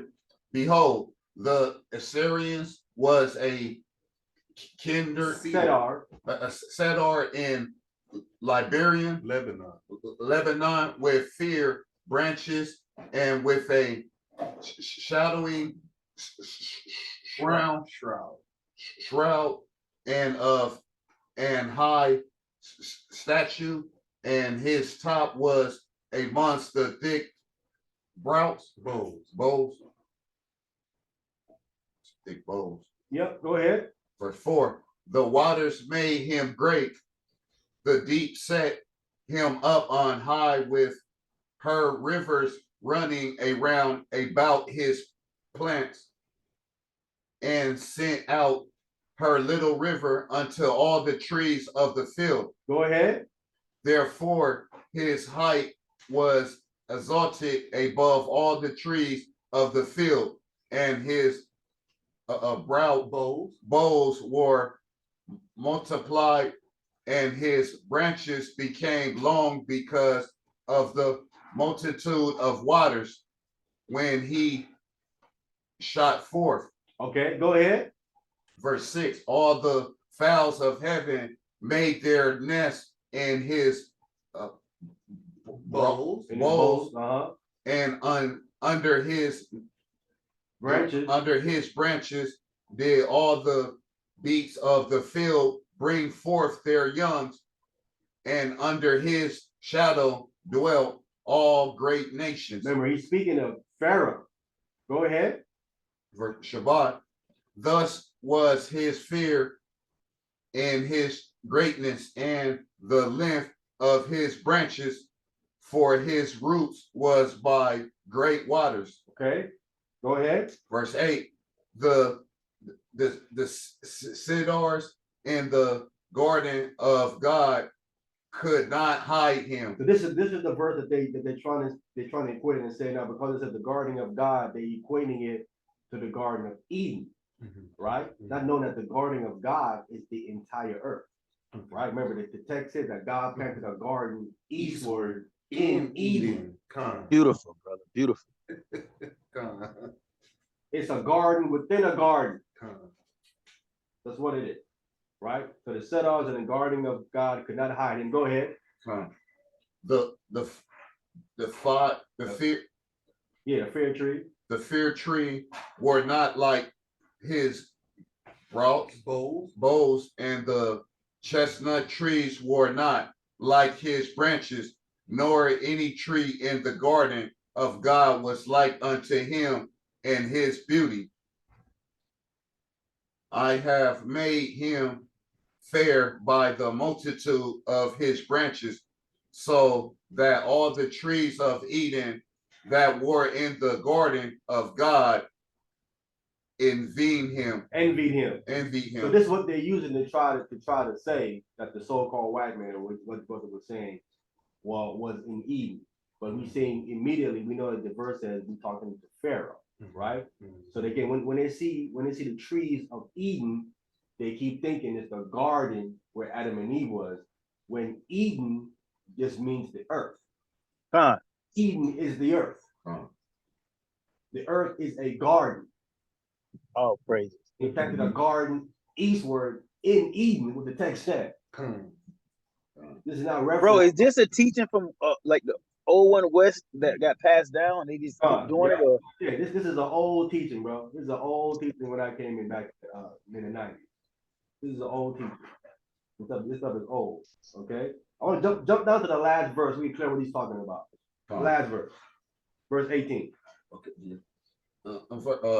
Ezekiel chapter 31, verse 18. To whom art thou thus like in glory, and in greatness amongst the trees of Eden? Among trees of Eden. Go ahead. Yet shalt thou be brought down with the trees of Eden unto the neither parts of the earth. Neither parts of the earth, meaning underground, in the grave. Go ahead. Thou shalt lie in the midst of the uncircumcised with them that be slain by the sword. Slain by the sword. Go ahead. This is Pharaoh. This is who? Pharaoh.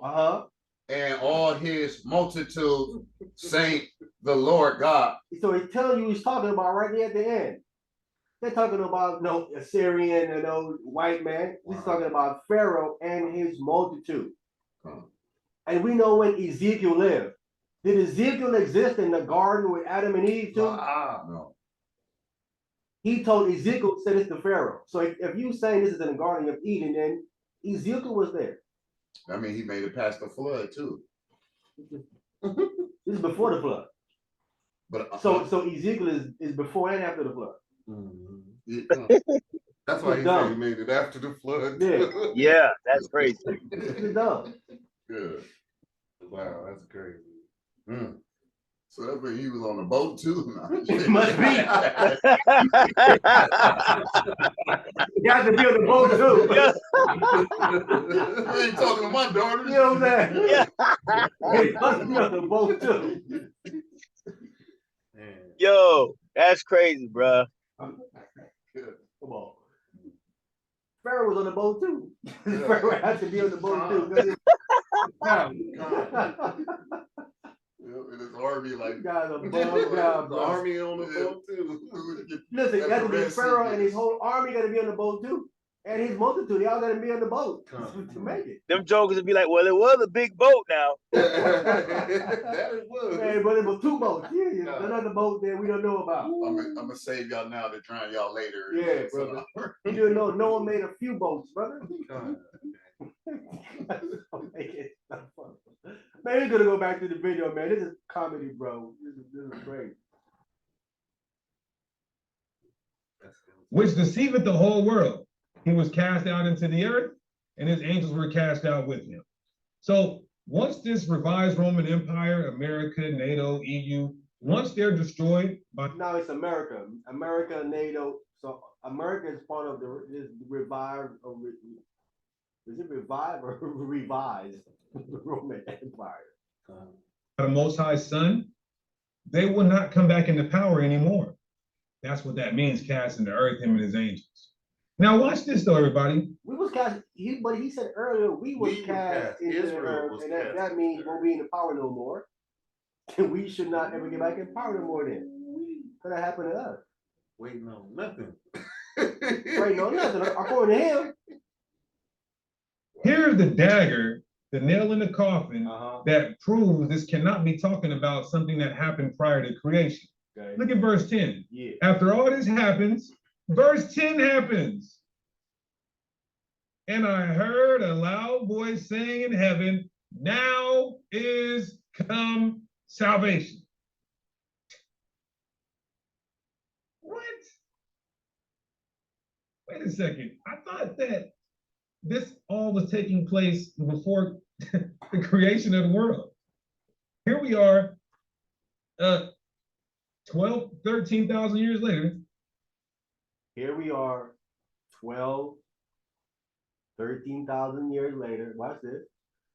Some of you Israelites might say millions of years later because y'all still worship the white man. Mm-hmm. But when you look at the hidden books, the Apocrypha, which were a part of our canon for 2,000 years until this white homosexual named Martin Luther had a problem with him. That's a lie. Just recently, a few hundred years ago, then people started trying to deny him. When you look at Second Ezra, it tells you the earth is 12 parts, breaking up into 12. Watch this though, everybody. Here's the dagger, the nail in the coffin that proves this cannot be talking about something that happened prior to creation. Look at verse 10. After all this happens, verse 10 happens. I clipped it again. Go ahead. And I heard a loud voice saying in heaven, now is come salvation. I clipped it to try to get you where he's talking about this second Ezra thing. We gonna get in second Ezra, chapter 14, what he's putting up here, and we're gonna see does what he say make any sense. What? Second Ezra chapter Wait a 14. second. I thought that this all was taking place before the creation of the world. Here we are, 13,000 years later. Some of you Israelites might say millions of years later because y'all still worship the white man. But when you look at the hidden books, the Apocrypha, which were a part of our canon for 2,000 years until this white homosexual named Martin Luther had a problem with him. Just recently, a few hundred years ago, then people started trying to deny him. When you look at Second Ezra, it tells you the earth is 12 parts, breaking up into 12 parts. The only way to break that down is by 12,000 years. We got that. Okay, so 12,000 years. Let me pull it up right here. We can see this. Let's break this down and see if he's making any kind of sense. Is he making any What page is on? It's on page 31. We're gonna go to the Apocrypha. Is he making any kind of sense?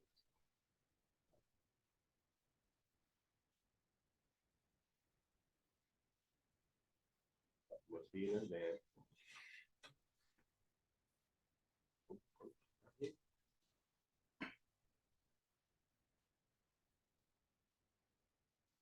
We're gonna 16. Okay, I'm gonna have to search it. Let's see, is it here? Were we looking for the 12th part? I'm trying to find it here. Oh, here we go. There we go. Second Ezra, chapter 14, and we're gonna start at verse 10. So we're gonna go. I'm punching it up right now so you can see. Who got that? I'll take it. Let me highlight it here real quick so they can see it. Let me see, can I make it a little bit bigger so they can really see this? Get this nonsense out of here. Go ahead. Second Ezra chapter 14, verse 10. And I want to be saying, before we read it, Second Ezra is not canon. This is trash. I can prove it. This is one of the points I would show that why this is trash. It's nonsense. Ezra wrote this. Okay, go ahead. Second Ezra chapter 14, verse 10. For the world hath lost his youth, and the times being waxed old. Okay, so the world must be the earth. All right. Go ahead. For the world is divided into 12 parts, and the 10th part is of it are gone already. 10,000 years are gone already. Go ahead. And half a 10th part. And half a 10 part, right? If this is Ezra that's writing this, right? Ezra is writing this approximately 500 years before Jesus Christ. 500 years before Jesus Christ. It's an approximate day. He's more than 4 something, right? But like 500 years before Jesus Christ when he's writing it. So at Ezra time, 10,000 and a half of the 12 years, 1,000 years had gone. This is second Ezra, correct? If he's writing it, he says it right here. 10 parts are gone already, and half of the 10th part. Right? Now, I'm trying to work with him because it says half of the 10 part. That's half of the 10,000 years. Half of 10,000 years would be what? 5,000. So that's 5,000 plus 10,000. Which is 15. 15,000. But we're trying to work with it. We're going to say, listen, it must mean half of one of the 1,000 years, right? So that's 500 years. So that's 10,500 years at the time of Ezra, right? Go ahead. Verse 12. And there remaineth that which is after the half of the 10th part. And that's remaining after half of the 10 part, right? So we have 500 years more going to give us to where? Christ, right? That leaves us with what? That leaves us with what? What's left? That's right. Oh, 2,000. That leaves us with 2,000 years. Half of the 10. Where we in 24? Say again? We got 24 extra extension years. Yeah, at Christ's time, then that would leave us with the 2,000 years. 2,000 years. So from Christ, 2,000 years. That's going to make 12,000 years. This is what he's saying. We clear? So now we know, according to the Bible, according to the text of the Bible, right? When you count up the lineages that we have in the book of Luke, because Luke brings us all the way to Mary's husband, Joseph, all the way to who? All the way to Adam. He's bringing us all the way back. Right? From the time of Jesus Christ, which will be that time, all the way, when you're going back all the way up, you count the lineages up, you only get 4,000 years. You don't get 10,000. You only get 10,000 years. You only get 4,000 years. Jesus Christ come at the end of the 4,000 years. It's only 4,000 years. Okay. This is what it says. Now we go into the Judges, it tells you it was 450 years. Right. Right? It says Israel was in Egypt, how long? 450. Supposedly 450 years. That's another word. Let's call it 1,000. We get a rough, just 1,000 years. Okay. Right? So when we came in with Jacob until the time all the way after the Judges, all that time is how long? 1,000 years. Just 1,000 years. Right? We can count Jacob's birth, Jacob's year. He was 130 years, he says, right? When he came into Egypt. 130 something years, he said, when he came into Egypt. We count that all the way back. We get when he was born, when Isaac was 60 years old. Right? You count that back all the way up to Abraham. Abraham was 100 years old when he had Isaac. Right? 60 years old. Count Abraham coming 100 years, all the way back to his father, Terah, when Terah had him, when he was about 70 years old in Texas. I'm counting it back for you to show you what he's saying cannot make any sense. We don't get 10,000 years in between those two. The flood, it says it was only about, he said the rain for 40 days and 40 nights. He said after a year they came out. Right? Noah lived 950 years, and he had his 3 sons when he was 600 years old. So if you go back 600 years, you're getting all the way back up to his father, Lamech. And his father going all the way back. At this time, Adam is still alive. Adam dies in one of these patriarch years. And Adam only lived to be what? 900. That's 1,000. Let's get Adam. We had Adam already. Adam is 1,000. After Adam, we come all the way to Noah. Let's get another 1,000. That's 2,000. Right? We all the way to Abraham. Right to Noah. Noah's 2,000. By the time we get to Abraham, this is another 1,000 years in between it. No more than that. Right. With Abraham, we have 3,000 years. We get to Abraham into Jacob, come all the way down, come out of Egypt, you get another 1,000 years. You get another 1,000 years. I'm giving you just rough dating. It can't be 10,000 years. It's just rough dating. We was in the land for another 500 years, or we kicked out of the land. We have 45. I'm just rough dating again. By the time we come back into the land again, it's most of the bees about what? 5,000 years. So we got the half part. We only had 5,000 years. Okay. I'm giving you rough dating. If we do it accurately, if I go through all of it, we only going to actually get to 4,000 years. But I'm showing you we're nowhere near 10,500 years by the time we get to Ezra when they come back into the land. You do rough dating, even show you it's only about 5,000 years, and that's rough dating it. Cannot be at no 10,500 years. Does not work. So he doesn't know what he's talking about. This does not work right here. None at all. None of this works. Well, do you think he's going with maybe some pseudo books or some outside sources? Go by this right here. Going by this. Still his math for add up to the same. If he doing that right, it was still. It will still add up.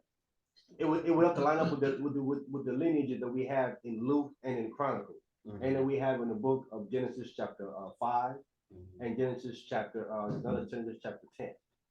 The lineages, and it gives you the years in chapter 11, how long they lived. It is broken down into like 3 6s. It's from like Adam to Abraham is like considered to be 2,000 years. Right? And from Abraham going all the way to Christ, it says it's about 2,000 years. So, which is 4,000 years. And from Christ on to his return again, another 2,000 years, making it 6,000 years. This is what the text bears out. You can go with any Hebrew biblical calendar. They'll tell you we are in the 5,000th year of creation from Adam. I'm talking about biblical calendars. All of them tell you the exact same thing. None of them say that we're in 12,000 years. Wow. Not one of them say that. Show me any biblical calendar anywhere that says we're in 12,000 years. Even 11. We're nowhere near that. Wow. None of them say that. We will be past the new creation, the 8th day, if Wait. that was true. Way past that. You know what I'm saying? This can't be true. Ezra couldn't have said this nonsense right here. Wow. The Most High couldn't have told him this. We're on the other side of the millennial ring, huh? Listen, not even Esau calendar say that. Wow. Esau calendar say that? We're in 2024 AD from Christ. Right. You know what I'm saying? Nothing like that. Right. Wow. Even his dating of the Bible don't even say nothing like. Even his dating is still dating to 6,000 years. What is this dude talking about, bro?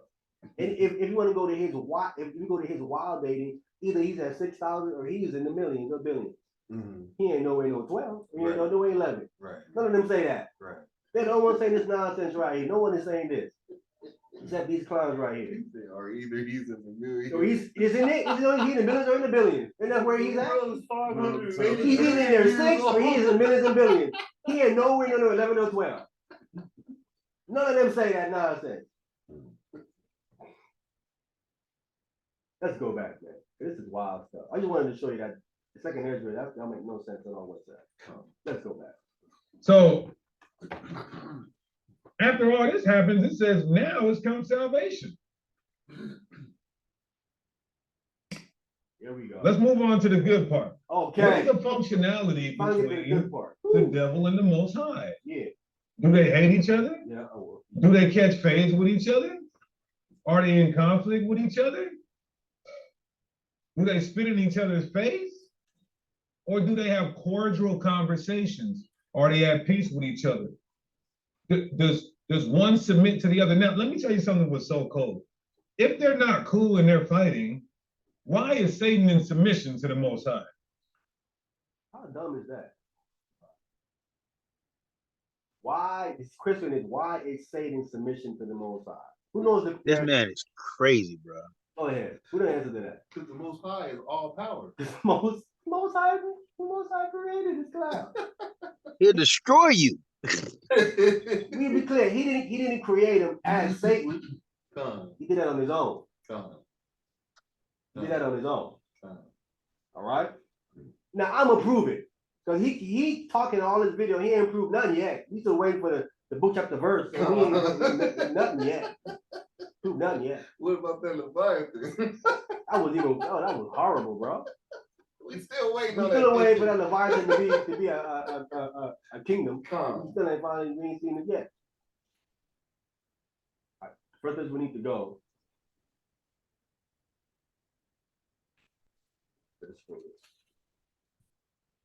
Let me go to the book of Job.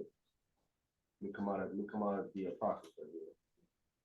Go back to our standard King James version.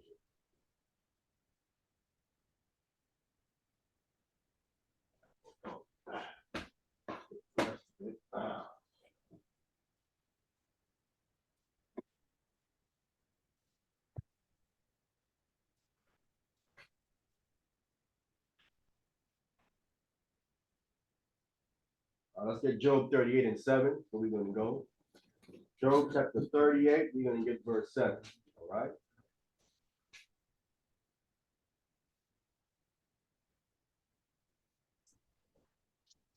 You highlight it here.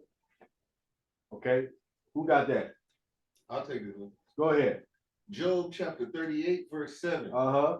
When the morning stars sang together, and all the sons of the Most High shouted for joy. And all the sons of the Most High shouted for joy. So the morning star is referring as who? Angels. The angels of the Most High God. They shouted for joy. Why they shouting for joy? I go back. Can we read verse? This is where the Most High said he's laying down the earth. Verse 4. Verse 4. Yes. Where wast thou when I laid the foundations of the earth? So we clear. So again, this goes back to these people who don't understand what Paul is saying because they think that Christ made everything. This verse right here clearly says, God is speaking, says, where were you when I laid the foundations of the earth? I'm laying it down.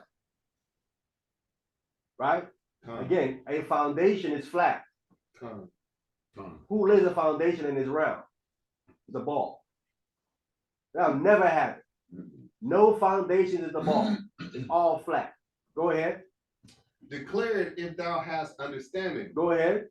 Who has laid the measures thereof? When you do something flat, you measure it. Go ahead. If thou knowest. Go ahead. Or who hath stretched the line upon it? That's a measuring tape. You'll measure something on the ball. You can measure something. What does that nonsense right? This is the foundation. Go ahead. Verse 6. Whereupon are the foundations of therefore thereof fastened. Again, it has to be flat if you fasten it on something. What do you fasten the ball The ground. I mean, It's gonna roll. Uh, You don't fasten nothing like that. You can't fasten. You put that on top of something. Oh. It's sitting on something. Come. What it's sitting on, that's faster than something that's flat. But the ball itself isn't. You will destroy the ball trying to put this stuff in it, trying to fasten it. You're going to put holes in the ball. It will defeat the purpose. Go ahead. or who laid the cornerstone thereof? Is there a cornerstone in a ball? A cornerstone now. Go ahead. Verse 7. When the morning stars sang together, and all the sons of the Most High shouted for joy. Okay, right. So now this is where I believe he originally made the earth for the sons of God, the angels. And they messed it up. They messed it up, and he has to repair it in Genesis chapter 1, verse 2. It says the earth was void and without form. And water was all over it. And then he goes off into he's repairing it, because you think he made it like that? He made it void and without form. Does the Most High create stuff like that? No, No. that's void. The text says Haya. Haya means to become. It became void and without form. That's the Hebrew. It became, meaning it wasn't that way before, because Haya is telling you it became this way. So, Yes, sir. no, I'm just saying, so definitely the angels must have had a war or something. That's why I think he's so mad at us, because the Most High fixed it and created it for us now. Mhm. He said, let's make man. They probably figured when he's fixing it, he's gonna give it back to him again. But then the Most High said, no, let's create man.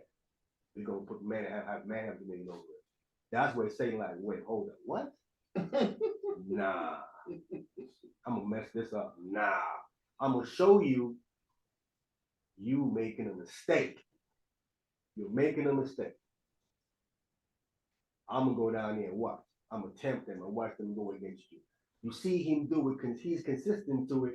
Isn't he called the accuser of the brethren? He's consistently doing it.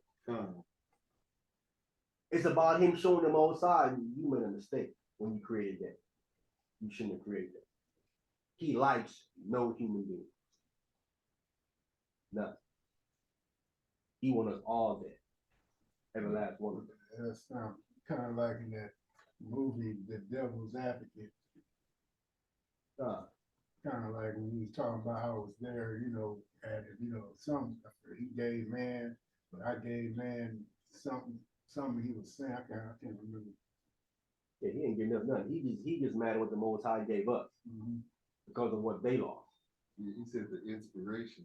I inspired him. And he said I nurtured him in all his imperfections. All right, so the morning star. Let's just get the other verse. I come here to get the situation that the morning stars are the sons of God, right? Next verse we want to get is Isaiah chapter 14.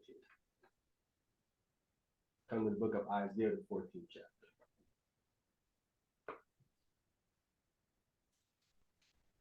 And we're going to get verse 12.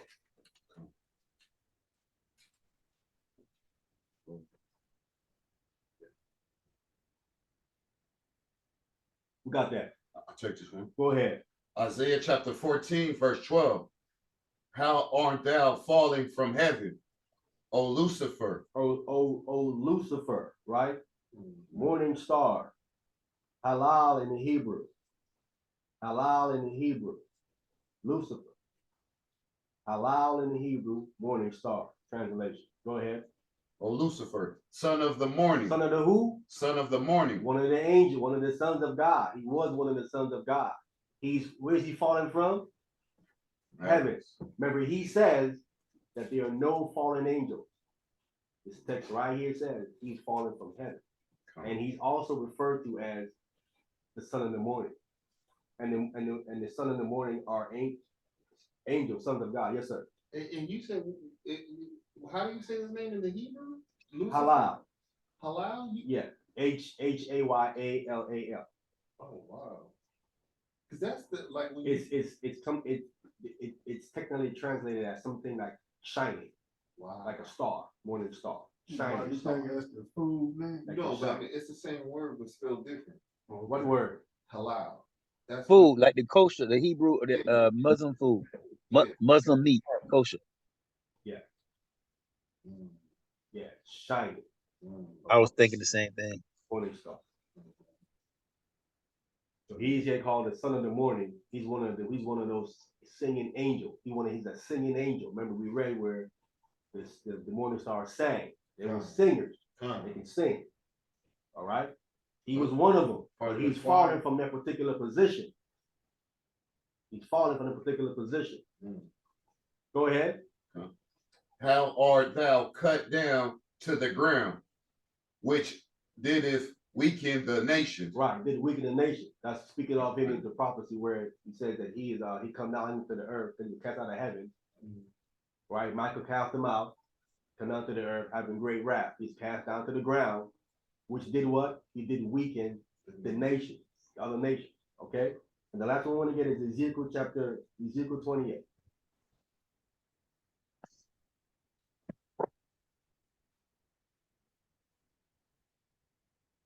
Ezekiel 28, let's get verse 11 through 13. We're going to get right to the point.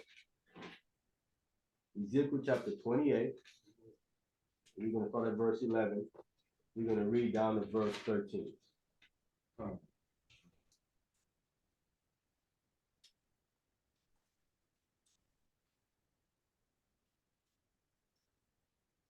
Okay, who got that?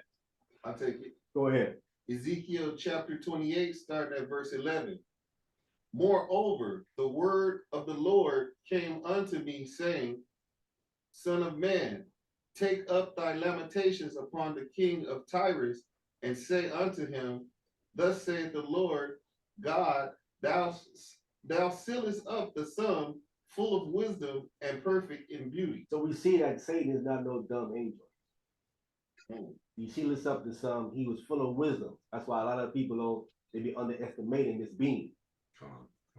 He know how to trick you into getting what he wants you to do. He has a lot of wisdom. Remember, he been around for a long time. He been there, done that. Before we was made. It said that he was perfect in beauty. Go ahead. Thou hast been in Eden, the garden of God. He's been in the earth, Eden, the garden of God. Go ahead. Every precious stone was thy covering. Showing what he had on them. Go ahead.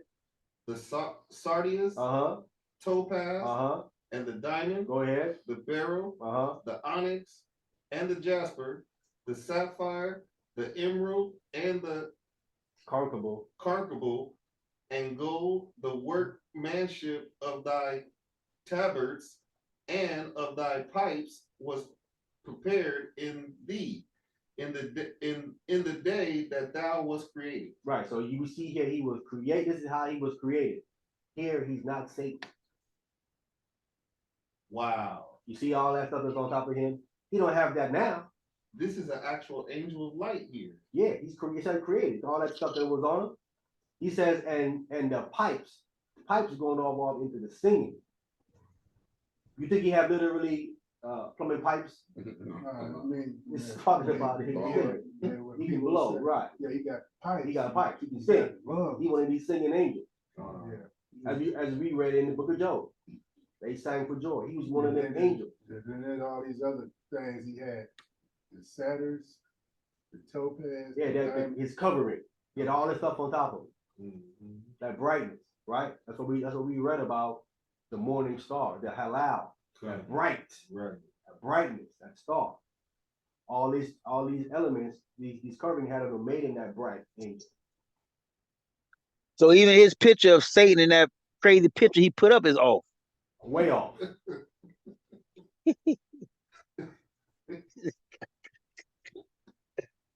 Yo, this guy's crazy, man. Man. Just leave him cancer. He doesn't know what he's talking about. This is him here. And this is not him, and who is it? Teddy Pendergrass, Luther Vandross. Go back to the video, man. He was created, like you see right there with all that stuff on top of him. That's not him. That's not him today. No more. No more beauty pageants. None of that, no more. All that's gone. It's just a damn surfing. And when you read down, it talks about how iniquity was found in him, and that's what the situation is. Iniquity was found in him. Like fault and sin. Yeah, iniquity. Hold on, we're gonna go back and read it. But it's say I'm making it up. I'm making it up. You still there? Come. Go ahead, read verse 14. Verse 14. Thou art the anointed cherub that covereth. So we see he's a cherub. He's an anointed cherub, though. This ain't just a regular cherub. He was an anointed one. He had a high rank. He's anointed. Go ahead. And I have set thee so. God set him that way. Go ahead. Thou was upon the holy mountain of the Most High. The holy mountain of the Most High was in the Garden of Eden, eastward. That's why he talks about a river that came out of it and then imparted into 4 ways. The only way that works is unless it was on top of a mountain. The Garden of Eden was on top of. People don't understand geography. That's why they don't understand what they're reading. If a river comes out of this garden and it parts 4 ways, can it be on a complete flat surface? No. It wouldn't drain and go 4 ways. It has to be on a high surface that it comes down, then it splits and separates and continue to flow into one body of water. It was an elevated position. That's where it was. Otherwise, it does not work. Yes, sir. I see how you see that too, because you work with water, so you Yes. understand these things. Honestly. Yeah, I was telling this guy did a drain and the drain was too high. I said, brother, water don't drain up. You gotta bring the drain down. The drain is too high. It's not gonna work. Stuff on my Yo. Noah flooded. Nothing drains up, bro. It's all drained down. Yo, so do you think I think it's in Hebrews when it says the angels made a little it says in both.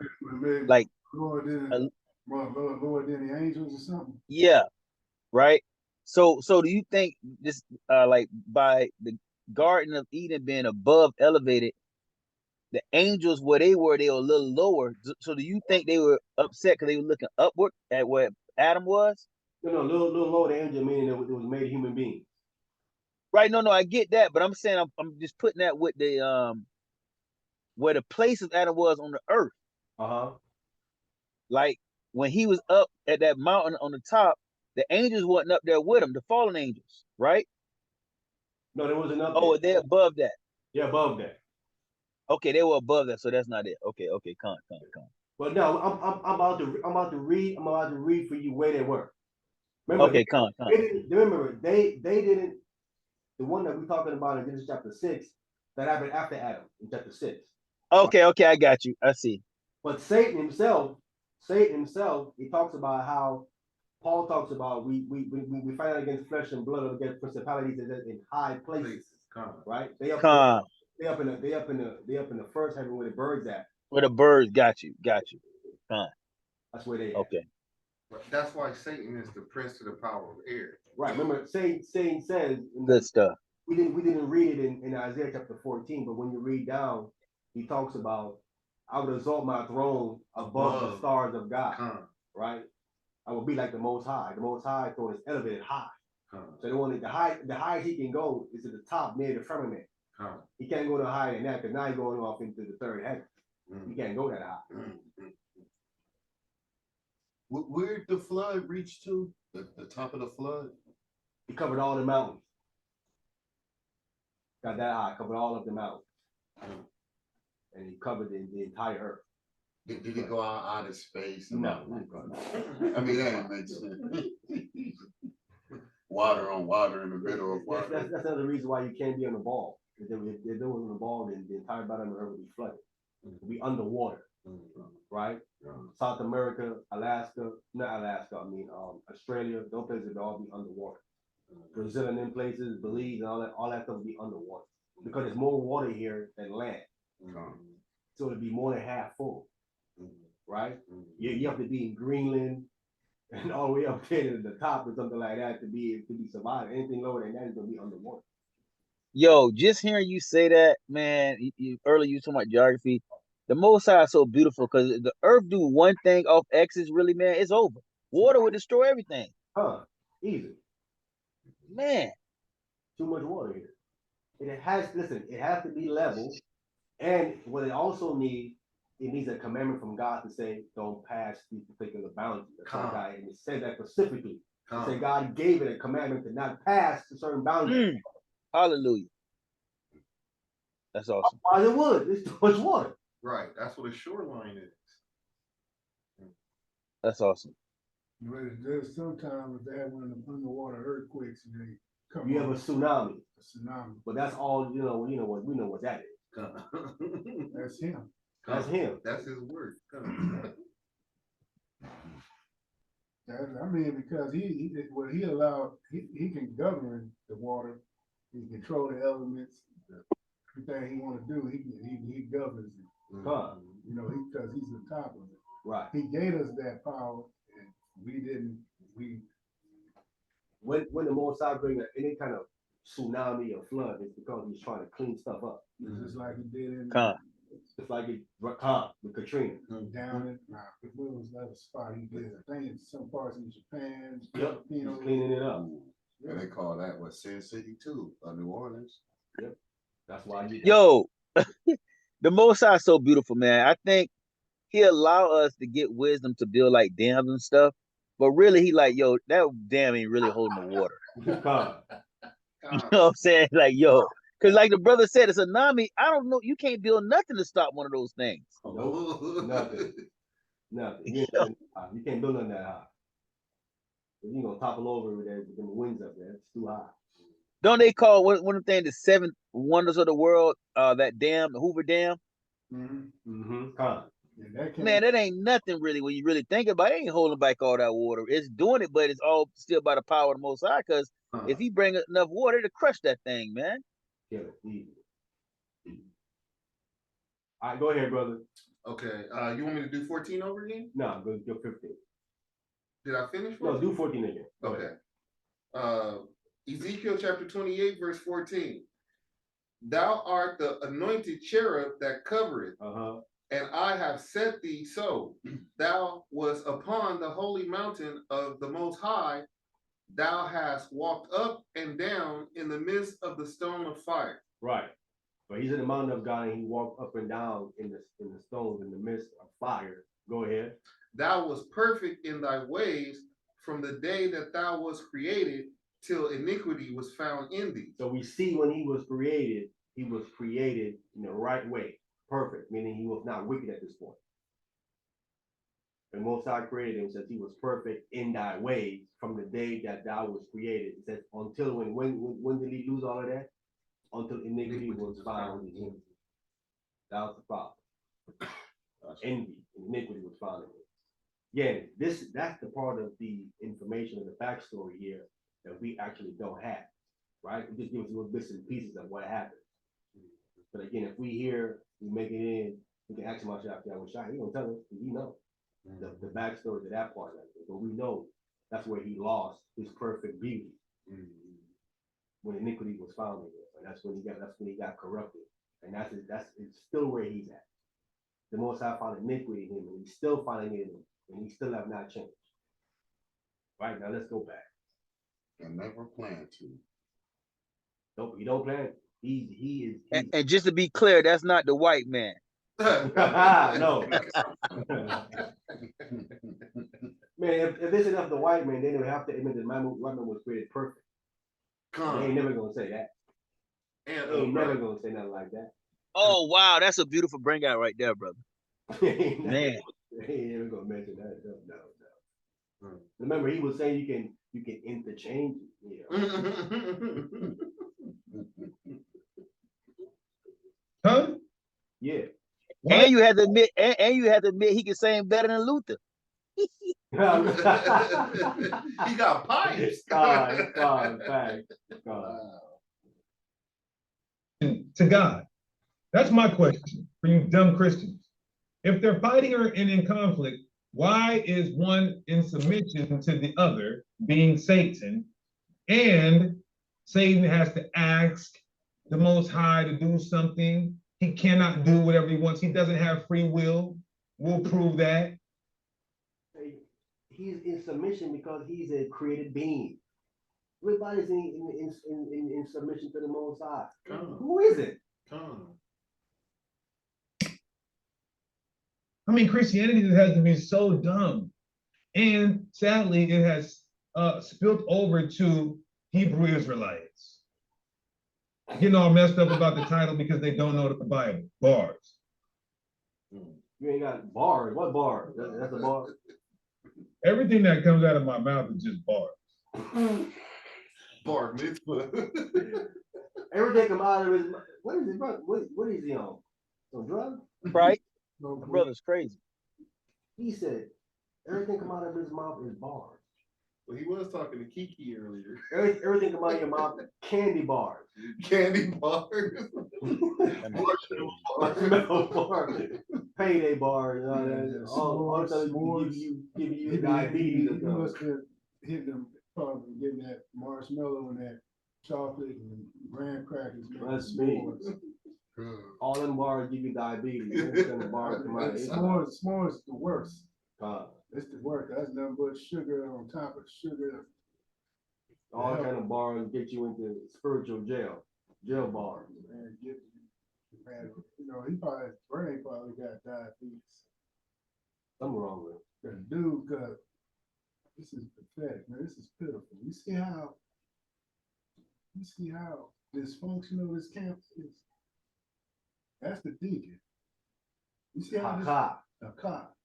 Meaning smite. Smite what? What he smiting? Himself? Must be. You see how dysfunctional these camps are? Yeah, he's awesome. You see how, I'm saying, you see how dysfunctional them brothers are? Deacon freaking. Yeah, that's awesome. Deacon freaking. Remember what he said? They go to. He said we go to strip club to convert women. Oh my God. That's what what type of we go women? to strip club to convert women. Oh, you converting? You got a problem trying to convert that. You fool. They trying to pick them up. Pick them up, convert them, whatever. Because they nasty, bro. Who does that? Who does that? Who goes to a strip club? Who goes to a strip club and said, "I'm here to convert women"?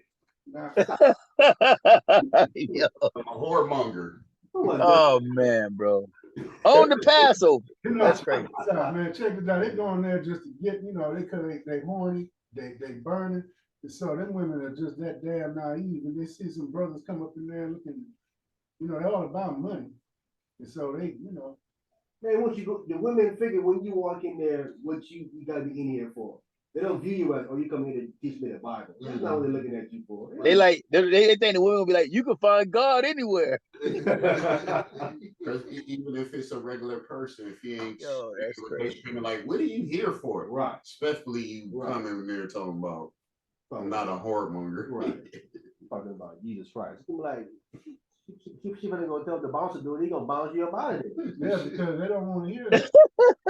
They don't want to hear the You better not mention nothing about no Bible or Jesus Christ to them women. You're gonna say, what? He's gonna tell you to come with me, here go the door. No, he's about his money. He's about his money. Them dudes about their money. Run them strip clubs, they about their money. You're not gonna come up in there and talk about Hamas, Christ and all that to them women. Oh my God, bro. Can you imagine when them sisters, they got a brother at the house that's trying to come to the truth. He understands Israel. Them sisters go home and say, I seen one of your brothers tonight at the club. Yeah. I seen a whole army of, and they was going past. Yeah. He was talking, and he was talking, and I was dancing, and he was loving it. Brought me a bottle. Yeah. All that Bible went out the, where it went out. Bibles? We talking bottles.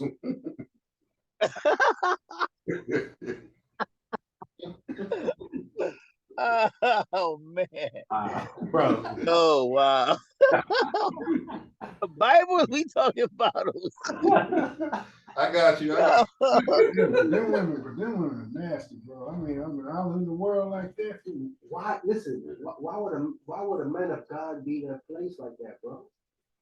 Telling you they horny. When did God say go to the strip club? Did he ever say go to the strip club? No, it is nowhere in the scripture. This man, the Most High, said go to that something like that where it just. You can't do that. Listen, the people that own the business, they're gonna kick you out because you messing up their business. Right.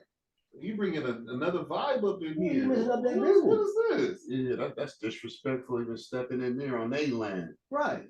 Like, we really recruiting, huh? You could get beat up. And you have to beat you down for that because you messing up their business. You trying to convert the women that's bringing in the money?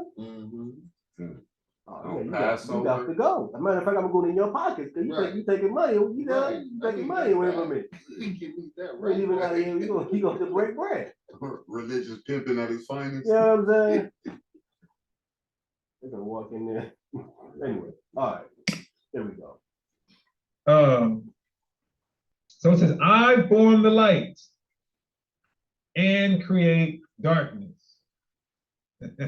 I make peace and create evil. I, the Lord, do all these things. Bunch of lies. Let's clear this up right quick. This is a bunch of lies. That's not what this thing says. Let's go back. All right, here we go. Here we go. We're in Isaiah, that's where he was. You can show you who he was. Isaiah 45 is where he was. And he was in verse 7. All right, right here. What he's saying, I'm showing it to you. The word here is create. That's what he's saying. He said, I create evil. Right here, create. Hebrew, the P-O-L participle of the verb bara. Right here, create. Which with evil requires the rendering bring about. If you understand Hebrew grammar, the PO participle of the verb bara, which means to create, which with evil requires, because of the participle, that you render it bring about. He brings about. Don't create, it brings about. It says not the same form as in the verses Isaiah 45 and 8, Isaiah 45 and 12, or Isaiah 45, 18, in connection with the earth. In Jeremiah 18:11, the verb yazar is to frame, to mold. And in Amos, where he's going to go, in Amos 3 and 6, it is ashah, to bring about. The word of wide meaning, a word of wide meaning, its sense has to be determined by the context. The context determines what it is defined as. Here, disturbance in contrast with peace. Evil never rendered sin. God brings calamity about as inevitable consequences of sin. This is what he's saying here. I bring about evil because of what you're doing, sin. Did he not bring about a flood because they were sinning? No. Did he say, I'm going to create evil? No. Why would he create evil? What's the purpose of creating evil? Wipe it out. If I'm a loving God, what's the purpose of creating evil? Yes, sir. So sin is a transgression of the law. right. Okay, so right. Why, if you are a good creator, Right. why would you create something that's evil? People that make cars, Right. do they make a car that's evil? I mean, it was movies on. Is there what? I mean, they made movies about cars being possessed and evil. Car is not possessing you. That's movie. That's not. That's what I'm I'm saying. talking about the creator of the car. Yeah, That's a movie that they make. That's fantasy. yeah, but That's not I'm real. just making a point. Yeah, I'm just saying. They're trying to say that God create evil. I'm saying you don't create nothing like that. It's counterproductive to what you're doing. Everything that's created is created for a reason. Right. What would be the reason to create something that's evil? For spanking too. To do what? Spanking too. Spanking too? Yeah. No. I don't understand. Spanking. Tool. He's like Spanking too. tool. No. You can create a spanking tool. If I ain't can no, use something that's good to spank you with. if ain't no evil around, It'd have to be evil. right. Creating something evil, the scripture say, a little leaven leaveneth the whole lump. If you're creating something evil, it can spread and corrupt everything else, right? Is that what it is? When you have cancer, don't they say it can spread and mess everything else up? Yeah. That little thing can spread. That bad little thing right there. So you got to be careful of making something that's bad because it can corrupt the rest of the good, right? Just like it was in the Garden of Eden with the tree in the garden of what? Of good and evil. Right? It had good and evil both in there. If you ate from it, what happened to you? Die. You'll die. Yes, sir. But one bad grape spoils a whole bunch. Correct. Yeah. Right.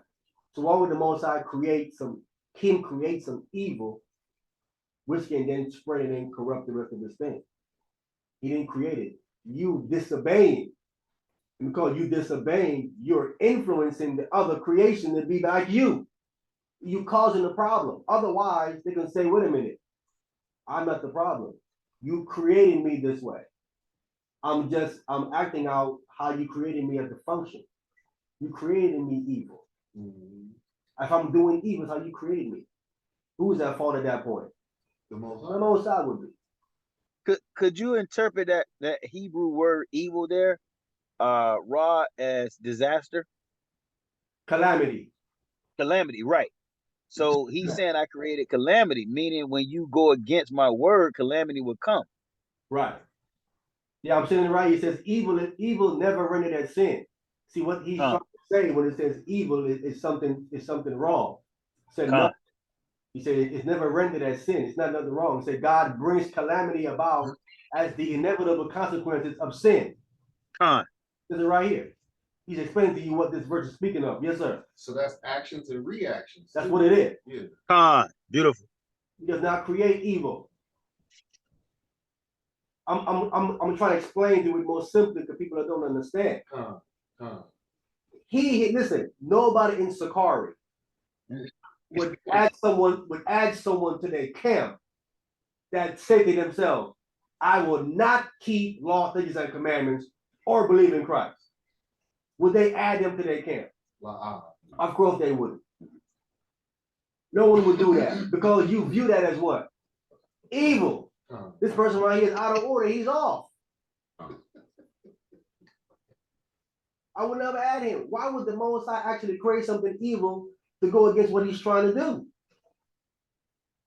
So somebody need to make a YouTube video telling all those people that paid that money to go to their school, the Hebrew school, to go get their money back. All that money back. You know what Get your money back, man. I'm saying common sense wise, none of that make any sense. You don't do no one who buys something bad for their house. Have you ever said, you know what, this thing right here will destroy part of my house? Let me buy it. Who does that? No one does that. Yo, that's funny. That's true though. Yes, sir. That's like a reverse HEPA filter or something. That's what I'm saying. He's saying God created. Why? Why would he do that? I'm just gonna go buy some roaches and just let them loose in my house. And let all the roaches loose. Right, you know what I'm saying? Come on, man. That's crazy. They gotta stop this foolishness. Hook a machine up to blow dust in your house. Yeah. In fact, he tell you don't even provoke your kids. You're not even supposed to do that. He comes back, Paul explains it as if what fellowship has light with darkness? What? Did not God separate the two in the beginning? He divided the light from the darkness, he said. Wow. Be ye holy. Wow. Listen, they cannot give you an answer for the reason of evil. But why would you create evil? They can't give you a logical answer. Because there is none. Right. No one does that, bro. Um, That's like you saying, man, I'm gonna go get me a wicked wife.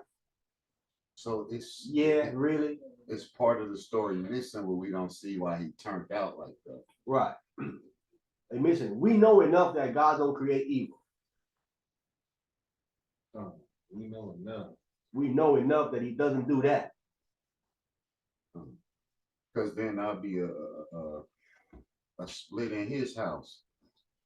And he ain't doing At that point, he cannot judge anymore because you created something and it's carrying out its function. It's carrying out the function that you created it to be. The scripture says we was created in his image for righteous works. What it says in the text. That's how we created us, to be righteous, do the right thing. He didn't create us to do evil things. To be right. It's kind of like when the Christians say, well, not the Christians, I'll call them the people that go to church on Sunday. When they say God created the law just to show you couldn't keep it. Oh yeah. Right. It doesn't make no sense. But see, they are they're so used to hearing that and not using common sense. But don't even go to even say, let me read what it says for us to be sure what I'm talking about, make sure I know what I'm talking about, right? Because they read it, they can say, wait a minute, this can't be true because there's laws in here for women that can't apply to men, right? There are laws in here for children, doesn't apply to men. The laws in here for men doesn't apply to women, and doesn't apply to the children. The majority of the laws in the Bible pertain to who? Who you know? Men. Huh? Men. Specific men. Priests. Priests. Oh, The priests. God. The majority of the law applies to priests in this Bible. To the Levitical priesthood. We were supposed to be a nation of priests, but we wasn't. But the majority of the law applied to the priests, right? This is the reason, again, this is the balance that you have. Most law applies to you. That automatically means I have to do what with you? Elevate you.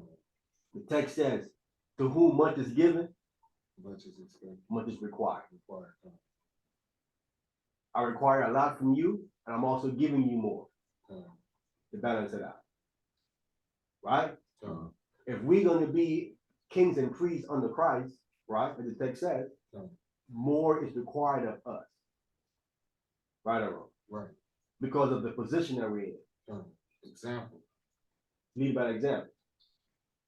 More is required of you. This is what these brothers keep missing. They're not elevating the application of the Bible. They're going backwards. And it's dangerous stuff they coming out But with. yet they want this position. That's why I say they claiming that, oh, I'm captain of this and I'm under Christ and all that. Okay, if you these things, then I expect more from you. Am I getting more from you? Am I getting less? I'm getting less. Talking crazy. Talking crazy. So you cannot be in that position if I'm getting from you is less. Christ in that position, Christ gave what? Everything. Did he not? He gave 110%. Did he not? Yes, sir. He gave away all his goods. Everything. Then a rich all man. the way through his life. Everything. Gave his life too. He deserved the position that he's in. He's earned the position. You cannot contest the position how much Dr. Rashad did because what he gave. You ain't even nowhere near that. Wow. Oh, something just went off in my head.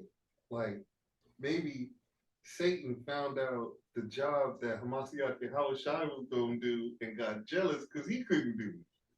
That's what it sounds like. There's some jealousy going on there. We can't really figure it out because we can't add to the text, but yeah, it sounds like Satan wanted to do something. But look what he's consistently doing. He's constantly tempting people to what? to break God's Laws. law, God's orders. How you if the one that's going to elevate you, which is God, why would you constantly go against what he wants to happen? You're not going to get elevated. You're gonna get demoted. You're gonna get demoted. Like he did. He got demoted. Con. And he's gonna get some more demotion. The best is yet to come. The best is yet to come. Come. Again, anybody that listens to this video from Sakari, whenever. What is the point and the purpose of creating evil if it's going against what your ultimate plan is? Right? Is it not true that isn't not God's ultimate plan is to have sons and daughters? You're gonna create something to do with your sons and daughters. Accuse them. He created him to be accused of our brethren, to bring them out, to tempt them, to go against their father. Wow. That's why he created them. Which father does that? Which father does that? No father does that. None.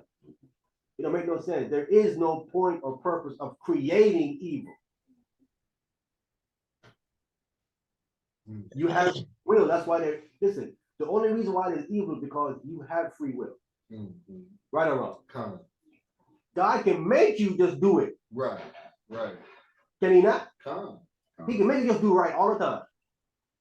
Well, you can't do evil. I can make you just do right all the time. Right. But he doesn't do that. He gives you a free will to choose. And that's where you have evil coming. Because you're choosing to be evil and go against what he's saying. That's why evil comes about. Let me go back to the video here. Not only did the Lord create Satan and the demons, but he creates the evil catastrophes that happens in the world. Responsible. That's a lie. I'm sorry that you've been in a homosexual Christian cult for all your years, you Hebrew Israelites, but you can't think like that anymore. Amos chapter 3, verse 6. We just covered that just now. I just showed you. Listen up close, Christians, and you Hebrew Christians too. Hebrew Christians now. I heard a lot of y'all have been sneak dissing. Hey, and you know what's so crazy? You know what's so crazy about it? Good. His mind is so lost. He thinks calling someone a Christian is a bad thing. Con. A Christian, Con. you mean a follower of Christ. That's Con. not a bad thing. Con. But he's so lost, he doesn't know that. He think he dissing us. Right, he think he's dissing us, and he's not dissing nobody. He's not diss, bro. It's a compliment. Con. Been going into what in the text is authoritative or not. Everybody been sneak dissing. I'm getting ready to blitz some Israelite camps in a second here. Camps has been dissing them because they're going in trying to say that Paul's writing doesn't have no authority. Right. So now camps are going on like, no, you guys are off. Right. Yeah. So now he's mad, like I'm gonna start sneak dissing some camps. It's gonna be complete war. Right. We end up losing. Right. Because Israelites are not scary. He gonna end up losing because he can't prove what he's saying. Come on. Paul writings definitely has authority in it. I don't know Yes, what you're talking about. Yes, they do. But Amos 3 and 6 says, shall a trumpet be blown in the city and the people not be afraid? A trumpet meaning there was an alarm. Like you hear the ambulance. When you hear that ambulance, you're like, wait, hold on. So the people gonna be like, what's going on? Right. That the trumpet is an alarm. Shall there be evil in a city? That Kansas City Chiefs mass shooting, I'm sorry to tell you, Christians, that Kansas City Chief This is bad. Super Bowl parade mass shooting, that was evil, right? That was evil in that city. Shall there be evil in the city and the Lord have not done it? Yeah. That's what he's now equating evilness to the Most High. Now he's saying the Most High do evil, is what he's saying. Katrina, the Halloween cause, that mass shooting in Kansas City. This is why when Christians say silly stuff like God is all love, he's in love with you. He wants to hold you. He wants to wrap his arms around you. He wants to spoon you. He wants to swallow you up.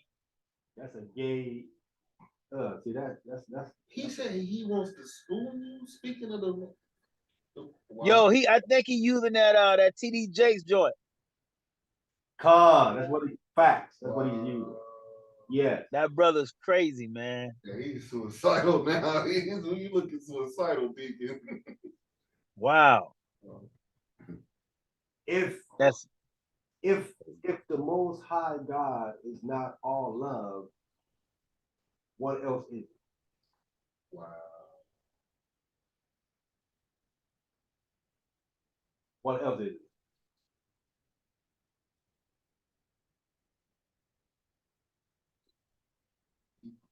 The text says God is light and there's no darkness in him. Right.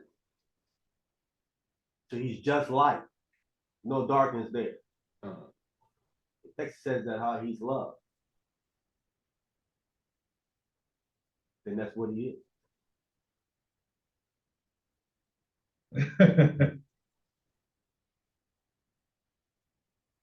Bugged out, bro.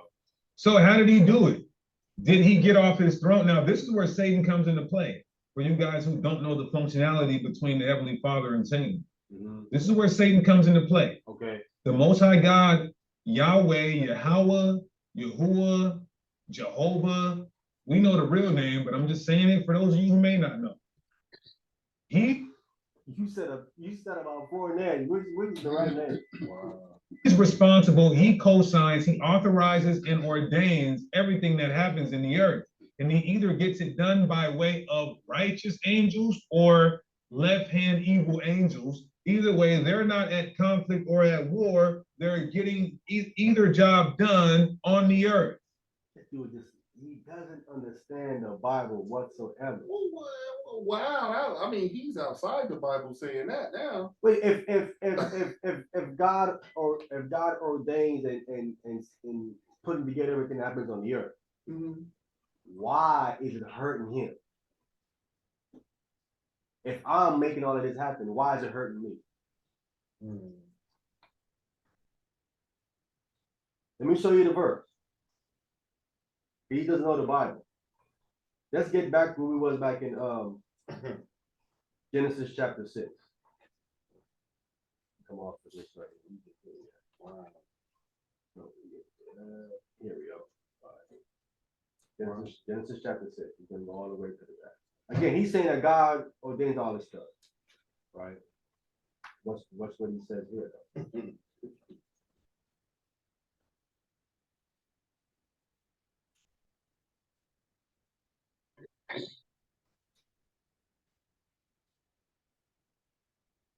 Genesis chapter 6, start at verse 5. Go ahead.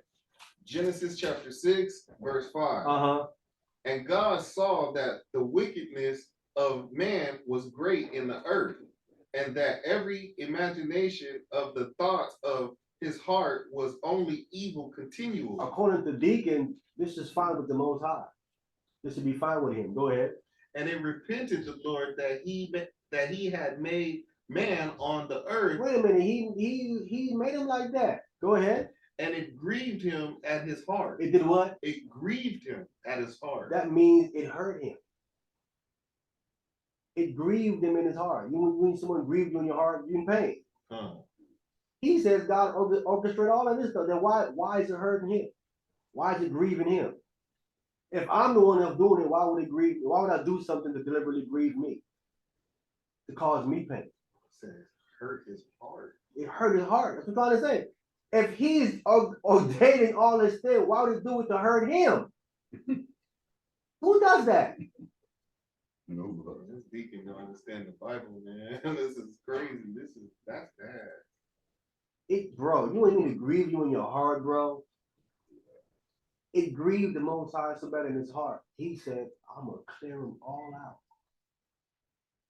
I'm gonna wipe them all out. And even in this grieving in his heart, he still has love to say, no ways are like that. No one agree with me in my heart. I'm gonna say here. But all the ones that did, what do you do with them? Clear them out. It's a wrap. Why would you think now it's okay for you to do evil? Seeing the flood, he cleared them out. You gonna come on this side and say, you know what? Let me get down into some evil. You know, clear you out too. Even kind of with the Red Sea crossing, Yeah, he'll clear you. He gonna clear you out. Wherever he gonna clear you out. Sodom and Gomorrah. Con. Everywhere. So it's like he doesn't understand the example of the flood. That doesn't mean nothing to him. He's clearing out. He's clearing out the wicked. He's clearing them out. So if he's clearing out the wicked and evil people, why would he then create more evil when he's clearing it out? When he sees everything clearing it out, again, it's counterproductive. I'm about clearing out evil, not creating it. He cannot reconcile this verse right here. How why is it grieving? It's hurting him now, according to what you're saying. He ordains everything, but now it's affecting him. Come on, stop it, D. Stop it, bro. Let's go back to the video. The implementation of his agenda on the earth. No one implements an agenda that hurts them. I remember when I was young, my mom had a boyfriend and his son died. And he said, I said, why do you think your son died? And he said, God needed him as an angel. And I'll never forget that. So that is something people in the churches would say, right? God needed him as an angel. Well, yes, sir. Is that the same as saying God called his flower home? Okay. Even though, you know, in hindsight, it's bugged out what he said, but how's it bugged out what he's saying? At least he didn't try to say Satan killed his son. He knew that it was the Most High who took his son away. What book, chapter, verse? Man, this is crazy, bro. Book, chapter, verse, bro. He just gonna keep making stuff up. He's all he's doing. He just filled the whole class up with just off the dome, huh? Wow. He said he got bars. He sure is freestyling. He's freestyling. Come on, MC Loose Lips. His freestyle bars are trash. He need to work on it. Trash.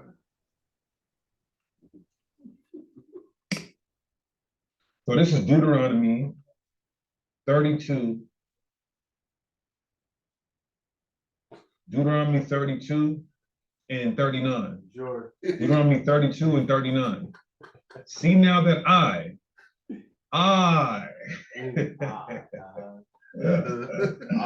yeah. See now that I, even I am he, and there is no God with me. What does that mean? This is called a statement of incomparability. That's a lie. This is a lie. Making stuff up. No, nowhere did it say anything about comparing anything. He says, see now that I, even I am he, and there's no God with me. Because there is a God beside the Most High. The problem with, see, on the timeline, there is no God beside Most High at this time. In Deuteronomy, Christ was not sitting on his right hand. This statement becomes factual on a timeline. We clearly see by the time we get to Psalms 110, then there's a God beside him. But in Deuteronomy, there wasn't. But because he doesn't understand the Bible, he conflates everything together. He don't hang events on timeline. That's why people got a bunch of false doctrine. You got to hang the events on a timeline. Then you clearly see, oh, now I see what's happening. The timeline is wrong. That's why he has to now say, wait a minute, this verse can't be saying that because Christ is beside him. So after now, lying said, no, this is talking about him comparing himself. I can't say literally means what it literally say no more. I ain't changing the text of the Bible. It's Yahweh Shai. But so when he says no God beside me, he's saying no God that's on my level. Not literally there's no God on my side. We know there's Yahweh Shai on the right-hand side, who the world calls Christ. There's the divine council. You know, we understand that. It don't say that though.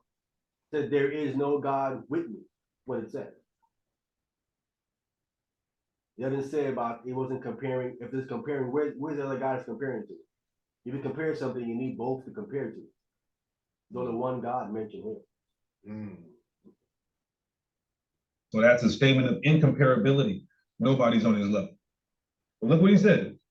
I kill and I make alive. I wound and I heal. Neither is there any that can deliver out of my hand. I'm gonna be real with you guys. Two things. If the Christian church actually taught the Bible and the true characteristics of God, all the death in the world would be accredited to him. You wouldn't be able to, nobody would want to join that religion. But guess what? I don't give a damn. Whatever the book says, however he does what he does, I am in complete submission and awe and subjection and fear to this being, the strongest being of the universe. He was lying. Man, this guy's dumb, bro. He is not in subjection to them. Listen, if he was, first of all, if y'all was, you wouldn't do the Passover in a strip club. That's perfect. Y'all wouldn't have did that. You wouldn't be still going to strip club trying to convert strippers when actually you're marrying them. Alazar was married to a stripper. He wiped her up. It didn't even work. Like real life, like he That's really real did. life. In real life, yeah. In real life, he was married. He was married to a stripper. He brought her. Oh on. wow, that explains why they go to strip clubs then. Yeah, he brought the woman on. Wow, wow. In real life, he was married to a stripper. The stripper left him. Oh my God, That's how horrible he was. That the stripper left him. bro, that's bad. The stripper leave you? The stripper left him. Wow. What is that Yo. He left him, bro. Come on, man. Yo, that's crazy, bro. Trying to recruit in a strip club. Yo, that's crazy, bro. So excuse my French, I'm not gonna cuss, but he literally tried to turn an HO into a housewife. He really tried. He did. He literally did, bro. Longer. He literally did. And it backfired. Right. That's crazy, bro. Wow. Them brothers got lust on them then, man. That's crazy. Why would you want to marry a stripper, bro? Oh yeah. But I didn't show you the video, Service Smith, but Kazaria came out about 2 weeks ago, and he said that adultery is running rapid in Israel, bro. Kazaria, own words. He said adultery is running rapid in the Israelite community. That's crazy. And they supposed to be keeping the law and the commandments.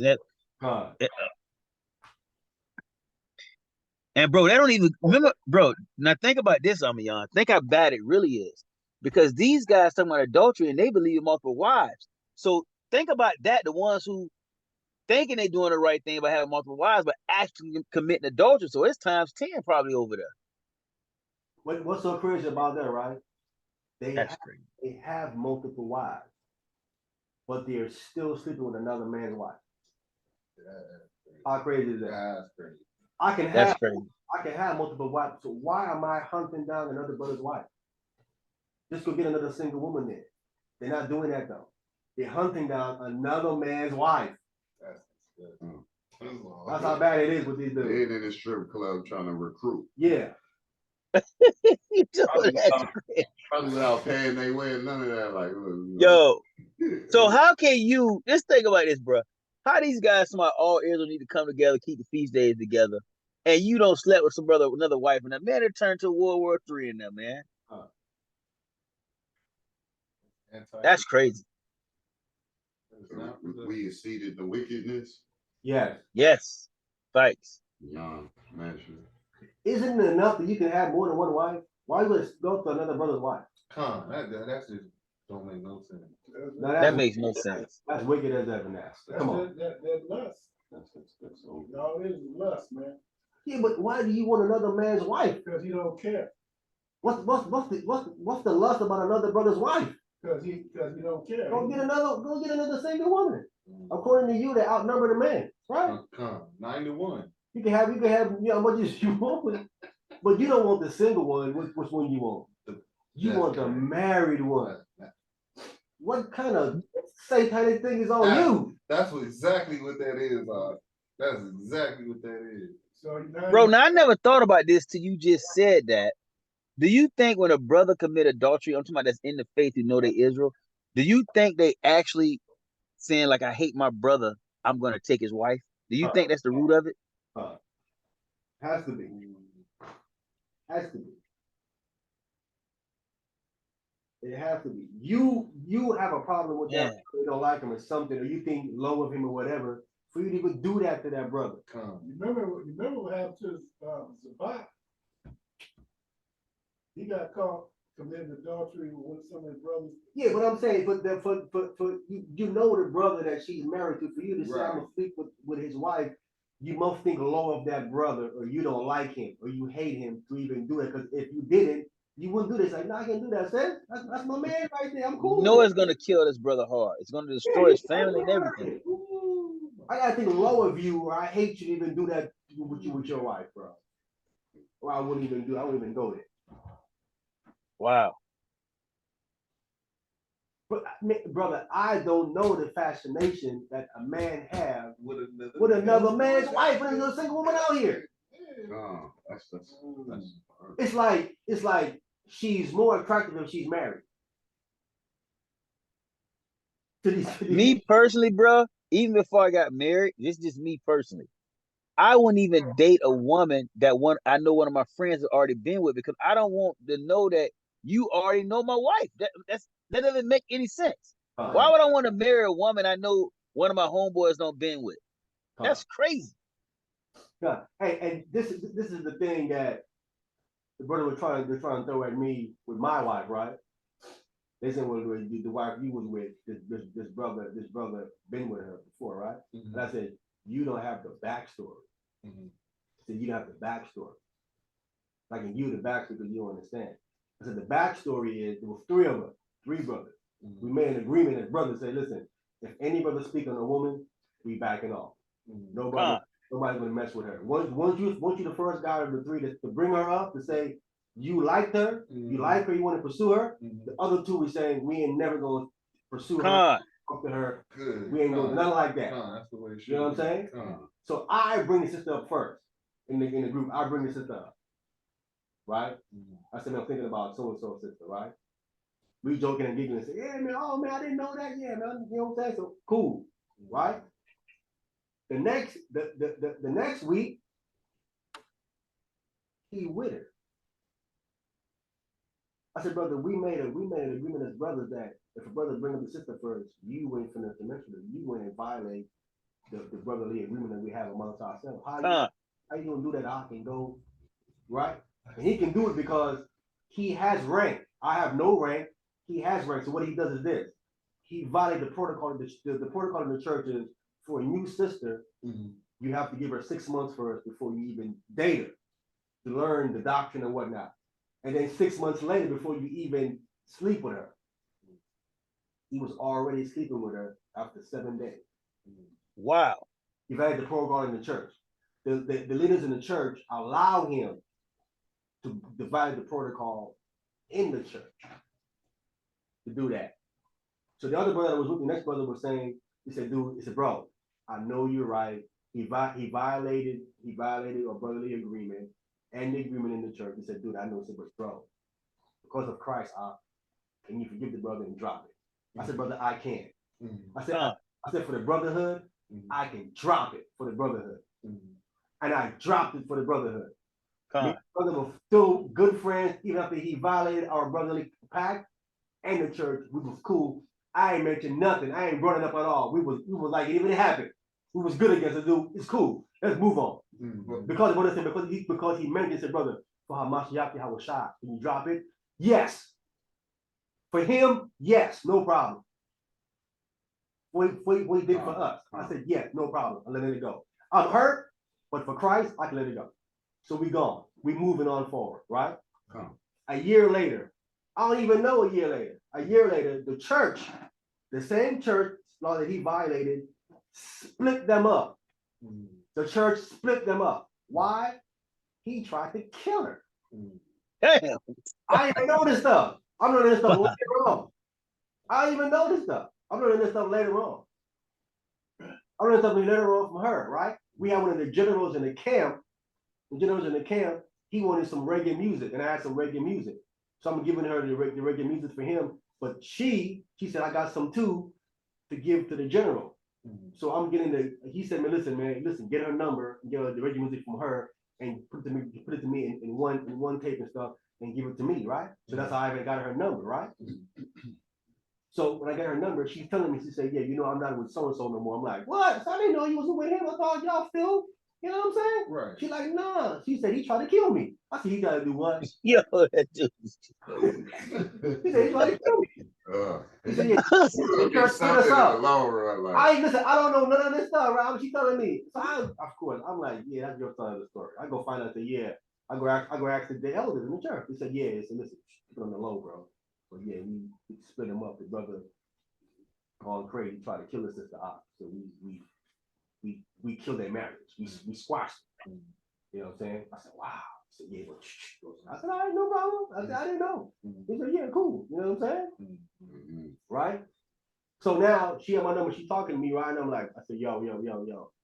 I know by messing with you, sister. You was with the brother. You know what I'm saying? I know I spoke on you first, right? And I know he jumped the gun, right? He violated the law. And I know you, and I don't really blame you because you was young. You don't know no better. They kind of took advantage of you. Because you're supposed to learn the stuff first. So I don't really blame you. You didn't know no better. You know what I'm saying? I said, but it went down. I want the problem between me and the brother.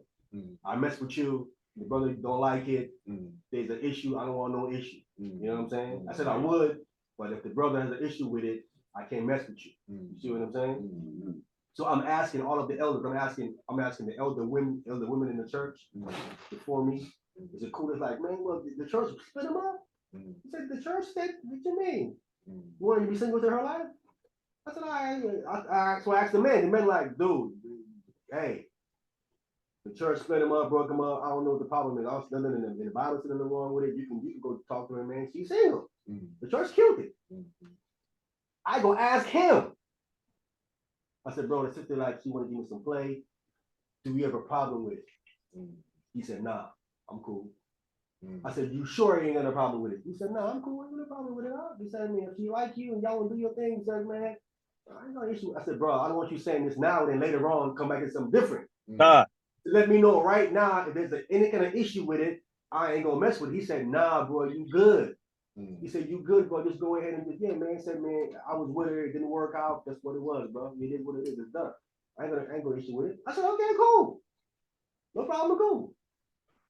I started talking to the sister. He comes a month later.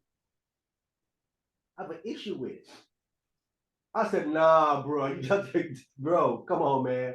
I said, come on, bro. You can't be doing this, I said, I asked you, bro. 3 times I asked you, bro. And you said you have no issue with it. You can't have an issue with it now. He said, well, Christ says you can't do that. Christ said, that's my wife. I said, dude, you try to murder her, bro. That's crazy. That dude's crazy, bro. Murder her, bro. You want to stay with you and try to murder her? You want to be in a coffin? What you talking about? I said, come on, I asked you, bro. I said, what you talking about? I said, no, there's feelings involved. What you doing now? I mean, there's feelings involved. I asked you. You know what I'm saying? What you talking about? You can't come after the fact and now I got a problem with it later on. So I was like, nah, bro, I ain't know. He goes, you want me to leave? I said, nah, bro. I follow the protocol. I asked women, I asked the elders. I never asked you. Everybody was saying it's good. And he can't come there later. So I said, that's the reason how I got with the sister when y'all saying with the brother. That's what actually happened. That's the story and situation what actually happened. Then they start getting all like, they calm down, start getting all back. They're looking at me like, I took somebody's wife. I say, because y'all don't know what actually happened, because the church didn't tell the congregation that they broke him up, they tried to kill her. They didn't tell the church that. They told me that because I asked them personally because she told me, but the other men in the church didn't know. So they're looking at me like, oh, this guy right here sleeping with another man's wife. That's how they're looking at me. So I had to go ahead and clear it up for him. But that's what I blame the church. The church that said told what happened, so the men in the church knew what happened, knew what it was. You know what I'm saying? But I'm like I said, I'm not into like your brother said. I'm not messing with no women that she with a brother that I know. That's not my thing, bro. That ain't my thing. You know what I'm saying? Because you won't be able to fellowship. I just don't see how. And it happened in the church I grew up in, man. And bro, I know the church wasn't the same, even though we all played it the same, but you just feel different. Even the kids, like, you know, that's your stepdaddy, your stepmom. It just makes everything awkward, bro. Your wife can't really talk to the new wife or the new husband because it's like, you know what I mean, you cool with the old husband, so it's like everybody looking at everybody weird. But you supposed to be keeping the feast days together and the Sabbath together. But everything is awkward in the church, bro. Trust me, when that stuff happens. Yeah, it just goes to show me that when he did what he did to break the brotherly covenant that we had, I dropped it. But when he told me that I can get with her, he don't want to drop it now. He having an issue with it. You know what I'm saying? I'm like, I did it for you to keep the brotherhood. You can just make it the brotherhood. He couldn't do it. He couldn't do it. And I'm You like, think these brothers are legally marrying these sisters on paper, or you think they just like doing it the hood way? hood way. There's many sisters that was in the church I was in that told me that these men just slept with them and said, now we married. Oh man, that's crazy, bro. Yo, that's crazy, bro. Yo, man. Yeah. We married now. Men with the Yo. yeah, bro. He slept with me. Wow. He said we married. Now we married. Yeah. And the sisters would believe it? Yeah, they go to the Bible and trick them. They go in and the doctrine about sex is marriage. They pull in verse on the women, and women like, well, it does say that. Man, that's sad, bro. Taking out of context, bro. Manipulating these women. So you think you really have sisters that are really sincere, and these brothers mess these sisters' mind up like that, man? Yeah, listen, mess up a lot. Listen, mess up a lot of attractive women too, not just regular Models. models. Messed up. Models. These brothers have models, singers, sisters in the entertainment industry. Women, sisters that had skill with making garments and all kind of stuff. Coming in with the right mind, the right heart, really want to serve the king, and these brothers mess them up. Mess them up. Man, you talking about mess them up. I'm talking, boy, I mean mess them up. Bad. I know probably through the park mess them up. I'm talking about mess them up. Now, where we all gotta suffer after for it. Mess them up, bro. That's why these women today, they know about all the Israelite stuff. They said, nah, I've been in that. That stuff is off. You know what I'm saying? I work with one sister. She was crying every day, bro. She was crying every day. Man, that's sad, bro. I want to do something and say something, but I can't because it really ain't none of my business. You know what I'm saying? That's with another man and his wife. You know what I'm saying? None of my business. She telling me the business, but I'm like, my hand is tied. I can't do nothing. You know what I'm saying? He telling me how that he's always with the other woman. He don't spend time with her. He's always with other women, and he having her pay all the bills. She's working, paying all the bills. Wow. He with the other woman. Bro, in the South down here, we got this thing called shotgun weddings. And I'm not exaggerating this. Like, brother, a brother will pull something on you and make you marry his daughter right then if you sleep with her. Down here. What? Yeah. If you not just going to sleep with your girl, your woman, and tomorrow we're married. No, a brother will pull that thing on you. Yo, y'all get married now. That's where we get this term shotgun weddings. Because it happened just like that. Either you going to marry my daughter or you finna die. Well, I'm not just going to humble my daughter and then walk off, got her around her talking about y'all married and we ain't got no paperwork, bro. Okay. I never knew that's where that came from. I thought it was something that Esau just saying to. Nah, they ain't Esau. That's a Hebrew thing down here. That was in Pootie Tang. You gonna marry? It's real talk. Man, like some of this stuff about the sex and marriage stuff, that stuff I learned in the last 3 years. Brothers just wifing the women because they having sex with them, man. They ain't going on down here, bro. That's crazy. Yeah. So you basically just bouncing. You leave the sister with kids. You ain't under no paperwork. You just leave her. That's crazy. They just adding to the number. And then the more that they add, then the other ones they're not even dealing with them. They don't even talk to them, nothing. But they still got to work and bring money into the household and slide the money into the bills. But he ain't spending no time with them. That's crazy. Yeah, bro. Wow. I didn't know that. Them brothers being wicked. And it's still happening, and it's still going on today in these camps. They're doing the same thing in these camps. Today. So you think the sisters, all this information I have on the internet, you think these sisters still don't know they need to get some paperwork done? They know, but they better have them in the mindset that the man can have more than one wife. They all say them sisters was beautiful too. They weren't just some fat girls. They was looking all right. Yeah, man, bro. If you was back then, bro, you'd be shocked. I look at them like, how do you get that female, bro? Like, you ain't even that serious. That's how I was looking when I came. I was like, how do you get her? I know you must have been. There was some. I said, I know you didn't approach her. You didn't approach her. There's something else going on. Even hook you up with something. I know, boy, mismatch. What's a mismatch when it comes to her and him? She was way up there, and he was way down there. But because these women sincerely wanted to serve the Lord, you know what I'm saying? Man, that's sad, bro. They manipulated these sisters, man.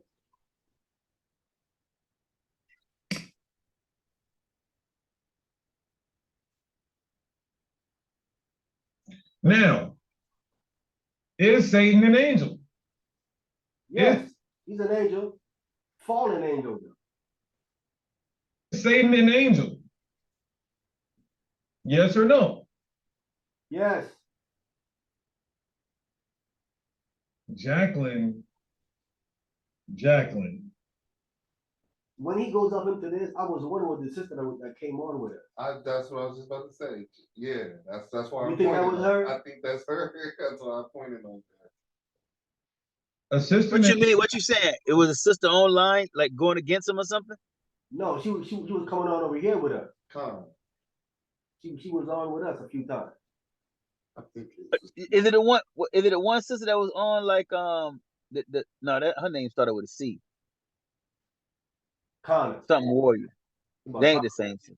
It's the Connor. Yeah. It's another sister though. She came on a few times named Sister Jacqueline. Mm-hmm. I remember Jacqueline. Yeah, she came on a few times. So he's talking about a sister named Jacqueline too. Me a liar. It's okay. Oh, she's on there now. Don't Yeah, time her out or anything like that. So Jacqueline says Isaiah 43:10 says I'm a liar.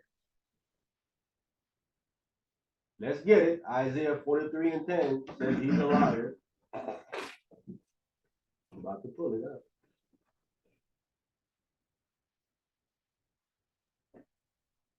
I think she means 43:11, if I'm not mistaken. 43:11. I think she means, he says 10, but if she said 10, I think she means 11. Yeah, she means 11. You started, okay, I got it. Remember how he said, because he said that, you read the verse where it said that there's no God beside you, guys. Then he said, but Christ is beside him, and Christ will be the Savior. But he's saying that this verse right here said you're lying. You got it? Yeah, I got it. Go ahead. Isaiah chapter 43 and verse 11. I am the Lord, and beside me there is no Savior. Right, so that's why she's saying he's lying. He said this verse says that beside him there is no Savior. So there ain't no Christ beside you. There's no Savior beside the Most High. Ain't nobody beside him. So this verse right here says you're lying. That's why she's saying what she's saying here. Talking to Deacon. And Deacon ain't responding. He ain't reading the verse. Let me go back to it again. He just talking. But she put a scripture on him, and let's see if he's going to address it. Sister Jacqueline, I don't debate women. I will address go back Ah, and forth with women. He copied. wow, he copping out like that, bruh. Come on, man. That's what he's doing. I was the base sisters. Yeah. If you have a husband, I would gladly destroy him in front of you and your children. Theologically, You hear that? Destroy him in front of you and your. This is bugged out. Bro. He's a coward. This guy's a coward, man. Yes, sir. Remember how grateful she was to speak on the platform when she came home? She was like, wow, that the other camp don't even let us open our mouths. Like, wow. Now look at her. Now she on there. He giving her a taste right now. Yep. if you can go get him, but I'm guessing, and I could be wrong, but I'm not wrong a lot of the time. No, you wrong a lot of the time. You wrong. This dude is, man, this is crazy, bro. Yeah. I'm guessing you're miserable and single, and you're destined for destruction That's a personal attack. because you have denied the Son of God who was prophesied to come throughout the Old Testament. You're what we call a Torah-only individual. But you know what, Jacqueline? I used to see you on my chat. You've been on my chat for years. You've been in my chat for years. And it's so sad that you have now denied your Lord and Savior. But 2/3 have been prophesied to have to be destroyed. And if I'm wrong and you do have a husband, everybody let's pray and fast for him because he has a goddamn demon on his hands. What? You heard it for yourself. Whoa! Wow! Oh, we gotta go back over her question again because she insulted him or something. What? She just put a scripture on him. We just read it. She put that scripture on That's him. it? That's all she did? That's all she did. And he didn't even read the scripture until he didn't debate women, but talk down to her like that. Wow. Call her a demon. Wow. Sister, get out of there. Yo, that's crazy. That's crazy, bro. She been around for years. But look how he addressed it. If she's wrong, what she pulled on, she said, "Sister, I understand. You don't understand the scripture. Let me read it and explain it to you." But what I'm saying, maybe she used to that treatment, so she don't know when he do it. He said she been in there for years. She heard him do that before. She said you been in my check for years. She used to it. Yeah, so she heard it. But I'm just saying. But if she used to it, how you know if you come at him, you gonna get that treatment from him if you come at him like that. That's why I'm saying, so she kind of adjust to it because she already ain't used to talking, and then for him to say that, and then like you've been around for years, and I don't think she gonna be like, I'm cool on you now. Something tells me she's kind of still. If she stays over there, then because I mean she's coming to you to get taught, and if she don't know, she don't know. She's being genuine. She ain't trying to clown on your channel or nothing. You gonna treat her like that? That's Yo, that's crazy. We gonna pray and fast for her husband because he married to a goddamn demon. That's crazy, bro. Wow. We gonna pray for you, Deacon. Yo, that's crazy. Wow, and he never addressed the scripture. no. Not at all. That's why I looked it up. He never addressed the scripture. She the one who, I think was dealing with. I don't know. Isaiah saying anything that's her. I'm not sure if that's her because I don't know if the sister was on. I don't know if she was Tanakh only. I don't know. Yeah. It might have been. I don't know. I mean, he calling her to knock only, but I'm not sure. She might have been. We don't know. You know. He don't know. We don't see it in the. I didn't even get that from her. If she was Tanakh only. She could have been though. Moving on. Moving on. Man, but this would definitely make her not want to trust in Yahshua. Listen to a guy like him, bro. Right. Man. Wow. Where was we at? Oh, is Satan an angel? Yes, Satan is an angel. Satan is an angel. And well, go get your husband, sister.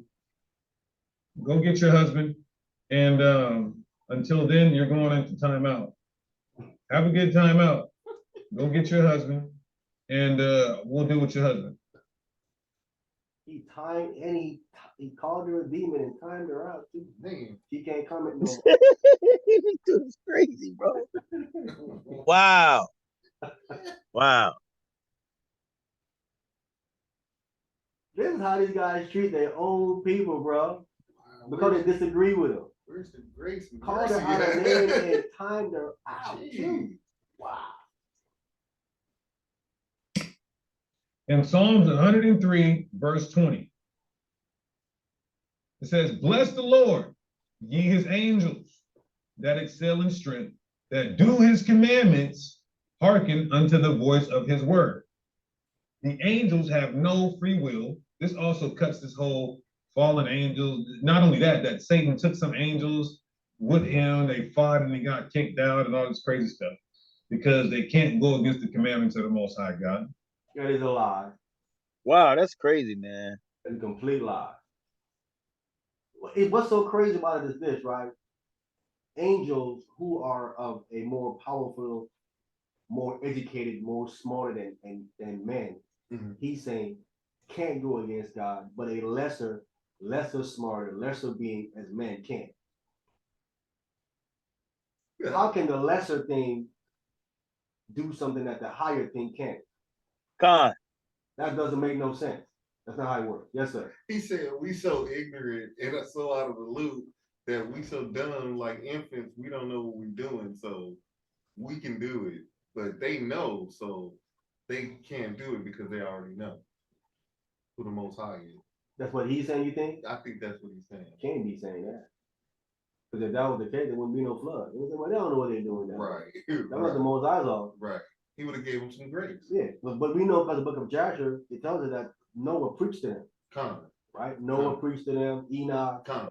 Methuselah, they preached to them. Come. So they knew. Come. This guy's bugged out though, bro. Right? Now, somebody could say, well, this means the righteous angels. Yeah. Oh, I'm glad you said that. Yep. Let's prove that the evil angels, which are also called Satan and his demons, let's prove that the evil angels don't have free will. This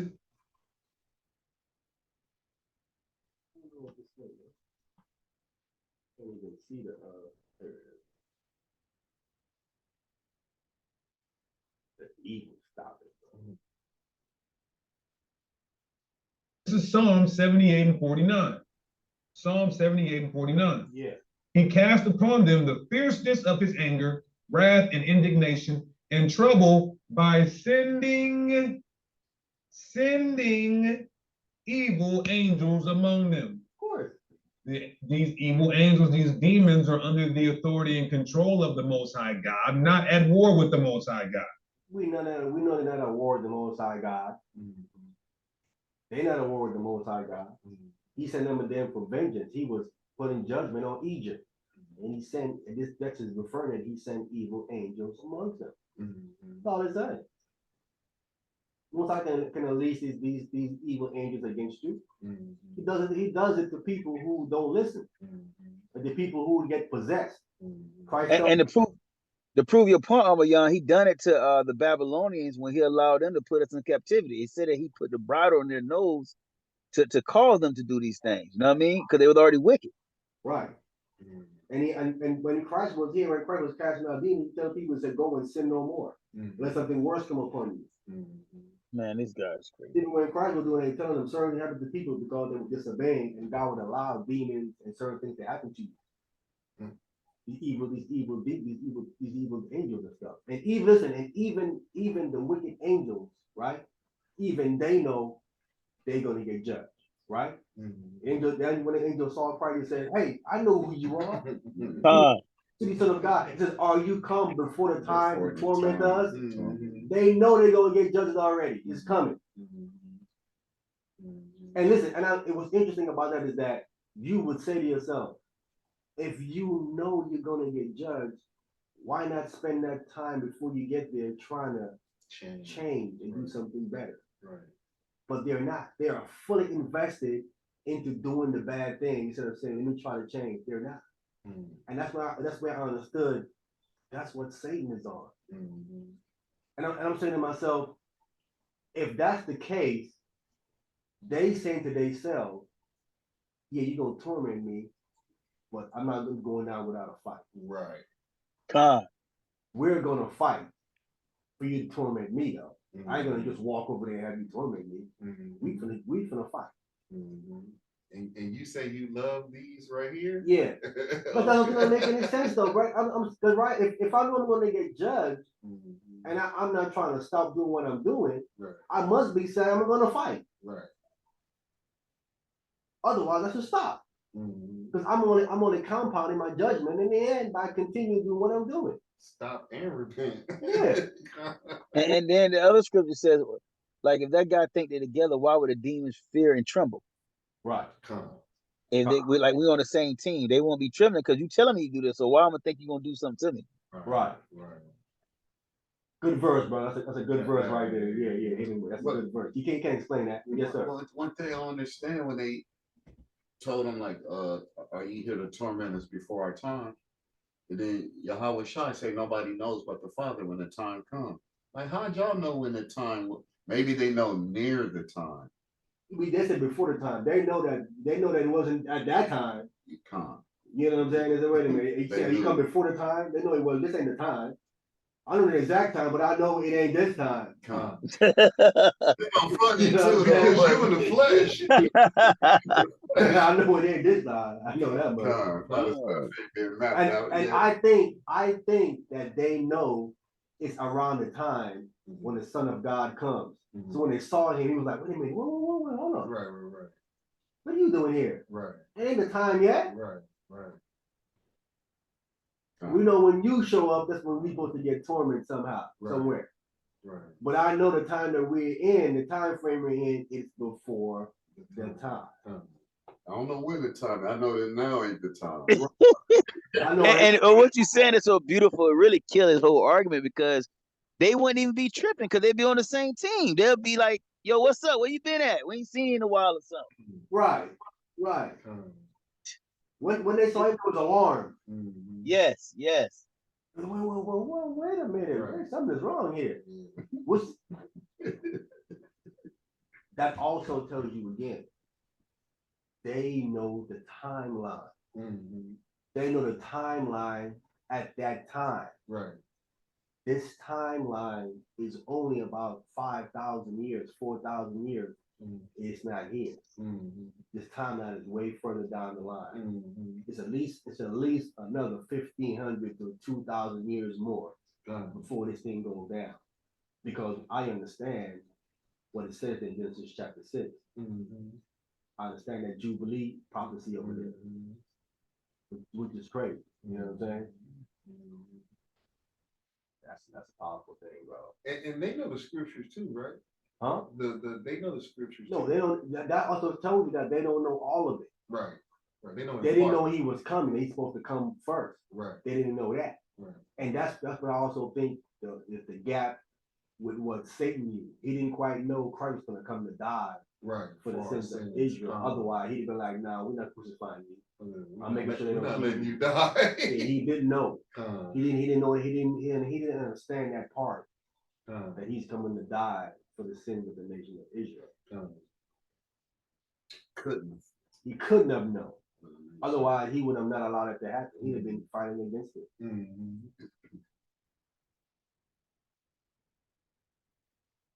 Ecclesiasticus 39 and 28. Here we go. Ecclesiasticus 39 and 28. Here we go. Hold on. I got something in the chat here. I just missed it. I'm logging off. Shabbat shalom, brother. That was all I'm telling you. Okay. Shabbat shalom.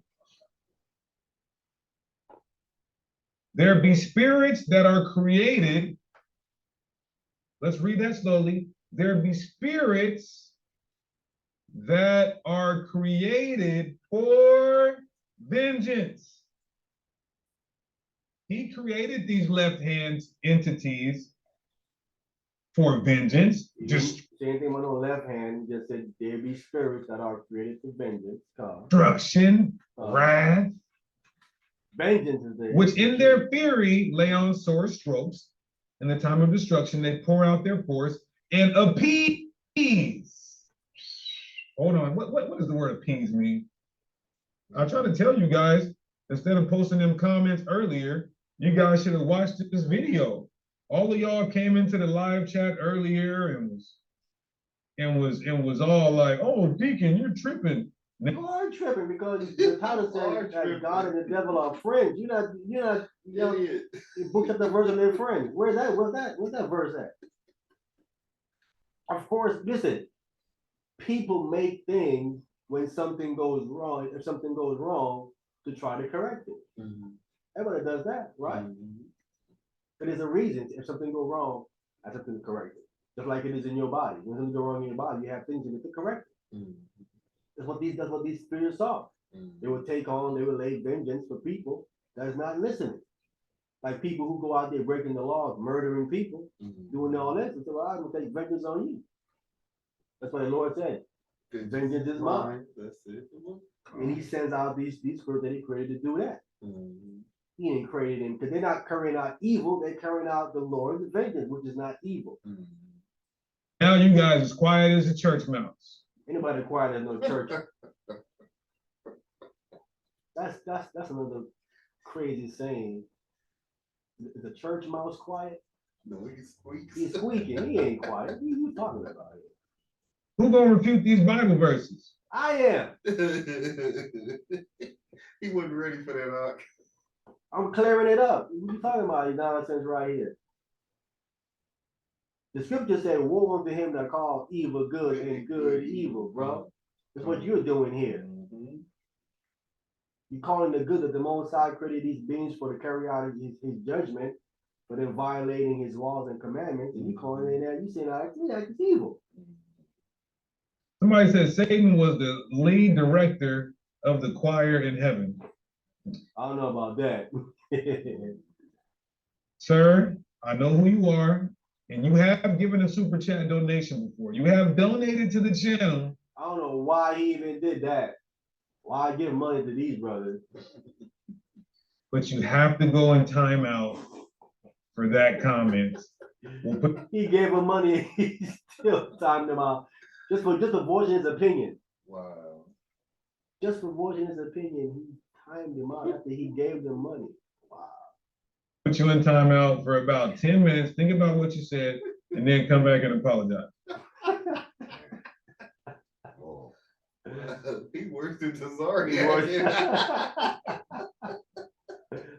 Crazy, man. We couldn't even get to our lesson in the book of Jude. I'm gonna do it next week. That's crazy, bro. So what does the word appease mean? Appease means to bring to a state of peace. Where's the war and conflict? The Bible is literally saying Satan and these demons want to please the Most High. Hello? No, sir. They're not pleasing the Most High. Stop it, bro. Appease the wrath of him. It says appease the wrath of him. See that? What it says right there. You missing the most important words. The wrath. That's what he's appeasing. He ain't be and not a peace with God. They appeasing his wrath. You missing that part, Deacon. Deacon freaking. Every day and especially on the weekend. Hope you ain't leaving. Or the strip club. Yeah, Mix it flat. What are we talking about here? We're talking about you butchering the scriptures and relying on the Most High. What we talking about here? It's not okay. What we talking about? They don't want to go to war with the Most High. They want to please the Most High. I'm getting ready to put a link in the chat. Some of y'all was leaving comments earlier before I started saying this is bugged out. It is bugged out. Oh, amen. Oh, amen. It is bugged out. Still bugged out. Y'all getting cut right now in the spirit. No, where? You should have went in for your verse where the Most High and Satan are friends. Where? He got that dangerous paper butter knife on Come on. there.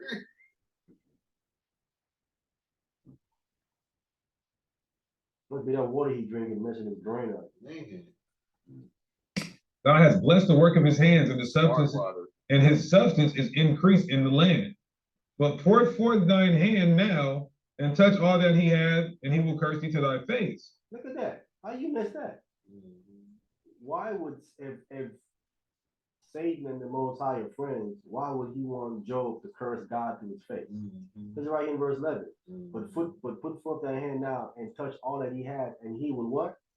Curse thee to thy. Why would he want Job to curse God to his face if y'all supposed to be friends? That's not a friend, right?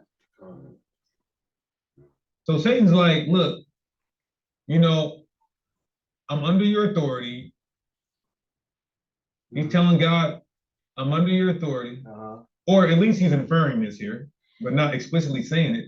I'm under your authority. I don't have free will, you know. That's a lie. He's making stuff up. We're not gonna fight. You can't, there's no fight. Right. Your hands too, what was it saying? Your arms are too short short. to box with God. Like Christians think we do. But you know, take that hedge of protection down, let me get on him, and let's just see if he's loyal to the soil.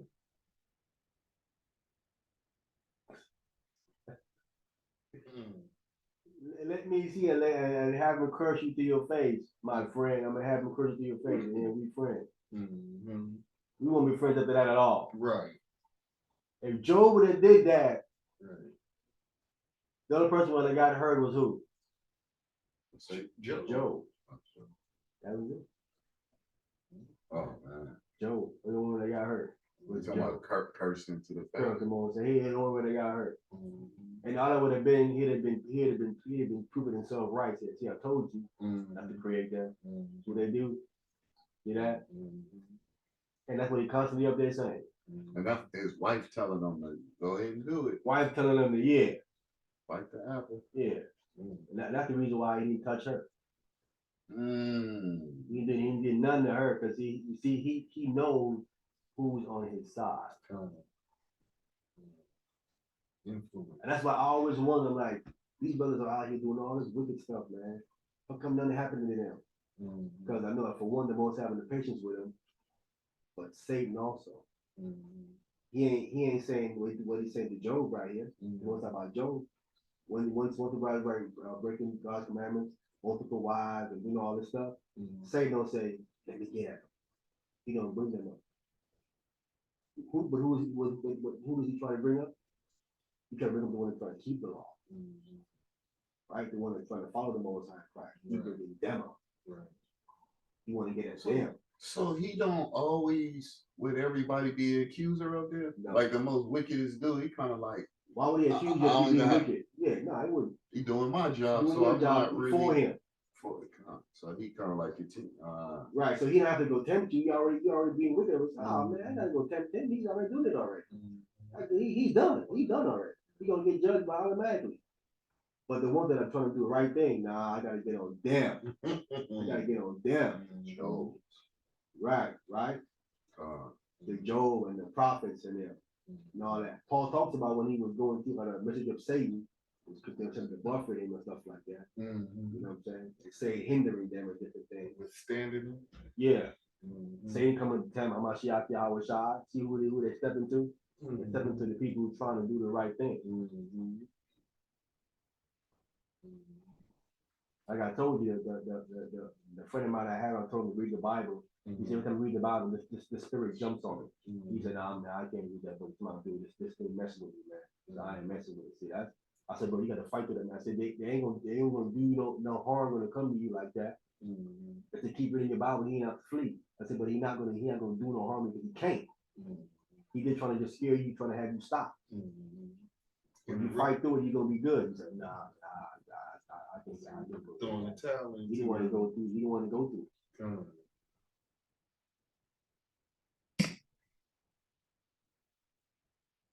And Satan answered the Lord, from going to and fro in the earth, from walking down in it.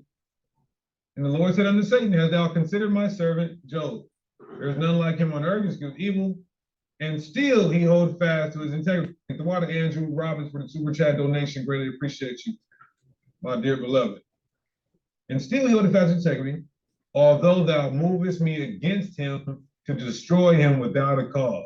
Yeah. You move me against Job to destroy Job without a cause. He is the one that's moving the most out to destroy Job, and there is no cause. And that's why I tell the brother, don't give him a cause, because he's finna go bring it up. You would give him a cause for him to come with wrath upon you. The most I say, okay, you go ahead and do that to him, but don't do this to him. Do that, but you can't do that. You know what I'm saying? Don't give him a cause. But most I said here, when they were without a cause, there is no cause there to do this to him. So this is saying, this is like a game. It's the Most High's game. And guess who is at mercy of this game? We are. Mere earthlings and humans. Wow. You know, you guys think, the Bible says, why is earth and ashes proud? Yeah, why? That's you.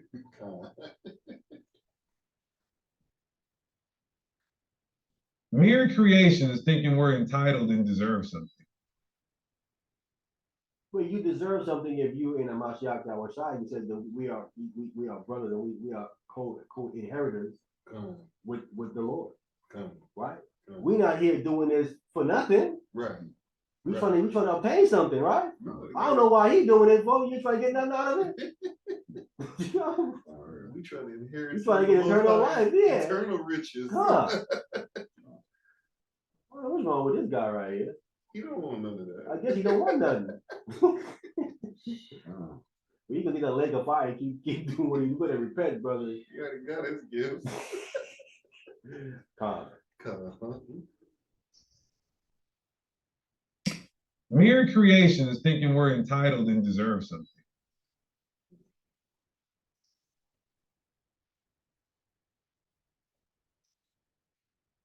So he's saying, you know, he's holding his integrity, even though I let you destroy everything he had. Not everything. The wife is still intact. And you moved me against him to destroy him without a cause.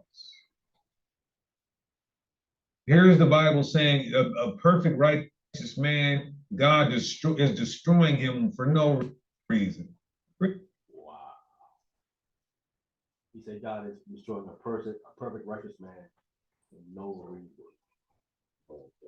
But he's calling it wow. Christians can't understand this. That's why they say it's a theodicy. It's a theodicy, that's correct. Because they don't understand it, they're gonna charge the Most High with evil like you're doing. Right.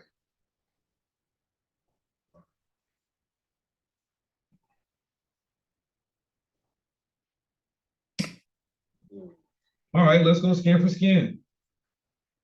All that a man has will he give for his life. But put forth thy hand now and touch his bone and his flesh, and he will curse thee to thy face. Still trying to get Job to curse God through his face. Thought they were friends. Look at what verse 6. And the Lord said unto Satan, behold, he is in thy hand, but save his life. So you can get on him, you can give him physical afflict, you can afflict him physically, but you just can't kill him. But notice verse 5, everybody. Notice verse 5. It says, touch his bone and his flesh. So who is really responsible for the physical affliction now? That's deep. Satan just said, although I'm going to be doing it, it's you touching his bone and his flesh. That's a lie. This is the Most High touching his bone and flesh. Most High don't do that. Wow. He's saying that for him to give him the authority to do that. Right. Excuse me. Verse 7. It says it right here. Verse 7. Watch. So when Satan forth from the presence of the Lord, Uh-huh. and smote Job with sore boils from the sole of his feet unto his crown. Verse 7 tell you it was who? Satan. So went Satan forth from the presence of God and smote Job. Satan did this. Clearly right there. And took an parchment and scraped himself withal, and he sat down among the ashes. Then his wife said, basically cursed God and died. His wife said, bad. Curse on the end die. Because if he does that, he gonna die. His wife is telling him to do that, bro. That's the kind of wife you don't want. You trying to tell us, why would you say that to your husband? Curse God. And what woman you tripping? She's saying he in the way. Job, you in the way. Go on and get out the way. And she working with Satan. He said, no, you're foolish. Why are we gonna get all this good and then curse God when we get a little bit of evil, right? It says, and he said, hear thou therefore the word of the Lord. I saw the Lord sitting on his throne. This is a prophet of the Lord telling Ahab what is happening in heaven. Righteous prophet, right? And all the host of heaven standing by him, here we go, on the right hand and on his left. Right hand spirits on one side, left hand entities on the other side. Right represent the righteous, left represent the unrighteous. That's a lot. Or evil, which they are both created by the Most High and doing his will, not fighting. Left hand doesn't represent evil. That is a lot. Because if that's the case, then everyone got an evil hand. You have an evil hand? Wow. You got an evil hand? And an evil leg? Wow. And then and an evil eye? And more than likely having an evil eye or an evil hand, whatever you indulge into, you got an evil hand drawing into whatever you indulge. Evil ear, evil nostril. You have two. So everything on your left side is evil. According to him. So Satan must have made that side. Wow. That's bugged out, bro. Clearly you don't understand the Bible, bro. When Christ was half evil, because Christ had a left hand. Wow, and the whole left side. Right? Wow. Don't the Most High have a left hand too? He must have a. Wow. Bugged out, bro. Why is this the perfect time for? Look, they're all in the same place at the same time. This is the perfect time for everybody was kung fu fighting. Oh, those kicks were fast as lightning. What's wrong with this dude, bro? Ain't no kung fu fight. Why you think this is a movie up there? They for the action. What is wrong with you, bro? Angels is doing tiger style.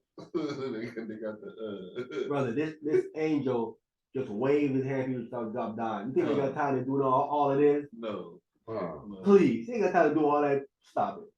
Because you know, kung fu is fashioned after animals. So you telling me an angel is acting like an animal? Man, they ain't got time to doing all of that. When he could just wave his hand. Wave his hand and it's a done deal.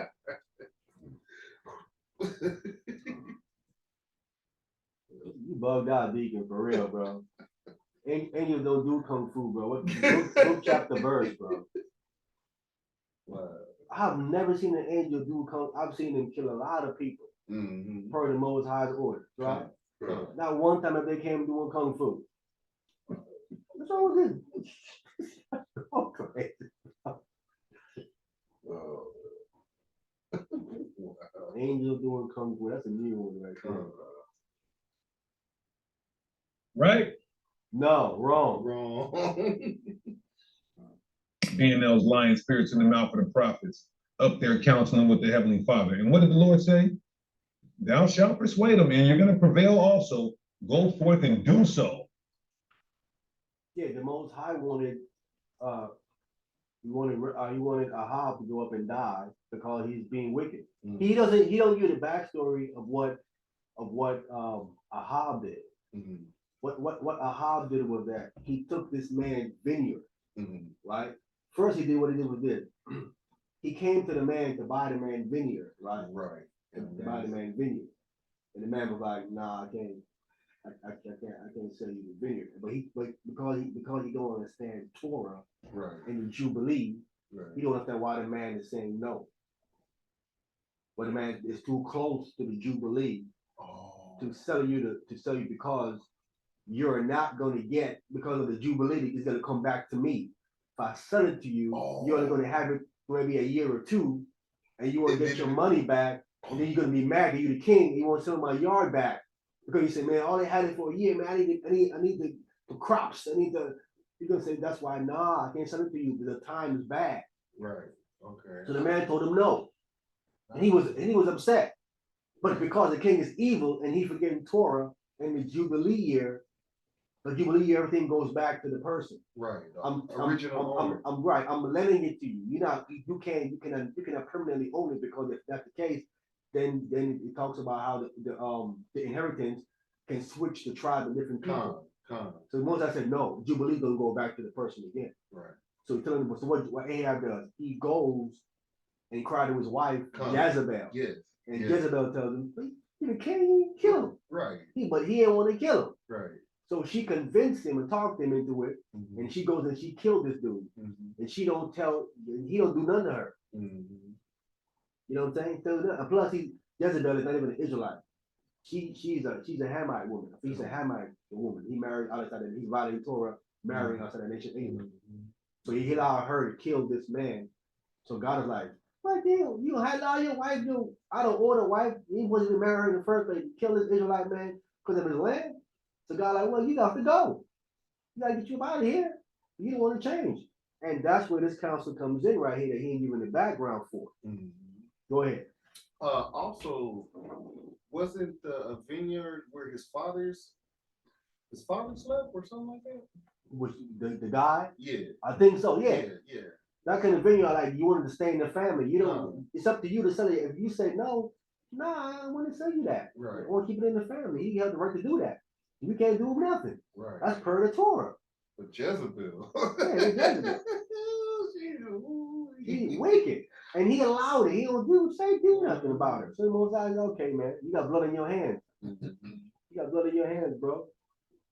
That's still his blood for him not doing nothing. Right. He the king. He be like, nah, you can't do him nothing. Mhm. I'm already order for marrying you as it is already. And he was be with you. Mhm. I'm gonna compound by allow you to go kill this man because of his field that belongs to him. Mhm. Like I'm the king. Go get another field. Right. Go get another empty field. Why you want this man's field for?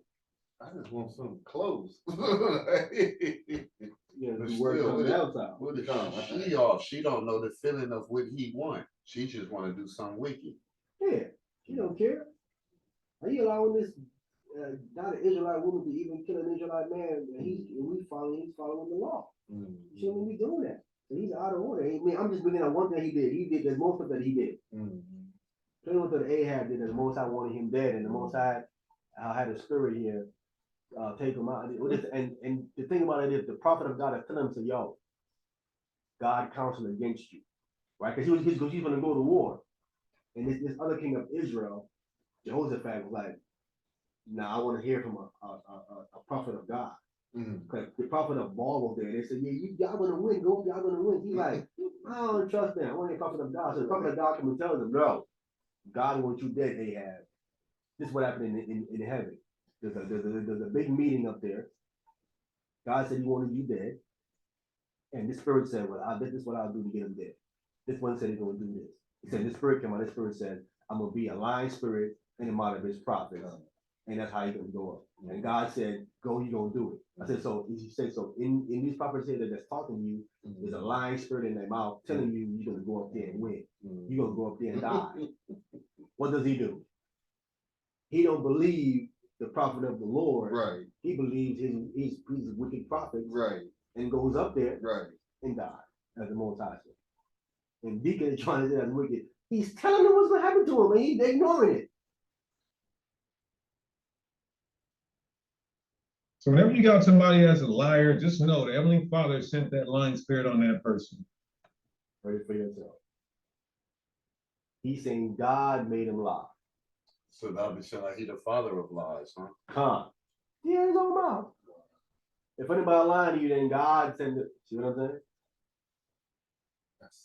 That's wicked, bro. Without even giving you any kind of context behind it. I can't see it like that.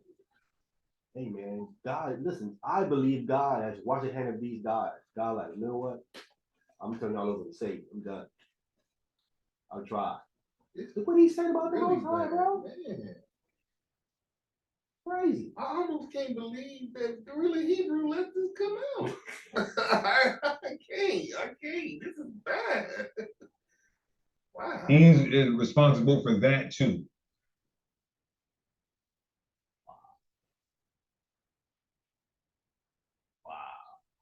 Deacon, are you saying that God would destroy us for something he made us do? Yes. You can stop it right there, brother. That's a wrap. You know what I'm It's saying? over after that. You say you heard him. Will God destroy you for something he made you do? He said, yes. All right, we stopped in the video there, bro. Okay, Okay. that's enough slander Come on on. the Most High. That's enough slander on the Most High. You did already if that's the case, because the Most High don't like you gone. Wow. You gone. It's a wrap. That is crazy, bro. He painted the Most High as this wicked, evil God, bro. If this, listen, if Saletta hear this video, he's gonna have it all over his channel. Cheering and praising him for that. So you hear what the Israelites are saying about their own God? That's crazy. Their own God wicked. They would love this, bro. Man, bro. Jabari will have fun with that right there. Wouldn't he? Man, he'd love that. Ooh, that's crazy. But he got to pay. He has a lot to pay for, bro. I would not want to be him in the time. Wow. I'm gonna stop the recording there, man. Hey, for some reason, Sir Smith, we could not go live, brother. It would not let us go live. Wow. Nothing was not working. Man, I had to record it and hopefully try to upload it later on, but it would not let me go live on no platform. Not on YouTube, not on Facebook, on nothing. Thing like that. That's crazy. You ain't getting this out like that. I'm blocking you. Bro, the world need to hear that, bro. The world need to hear this one, bro. They need to hear this for real so they can understand what Deacon is saying is wrong. Now I'm gonna have to go on this channel under that video, go in the comment section and then post a lot of these scriptures, man, to correct that foolishness. Yeah. So with that, let me stop the recording right here.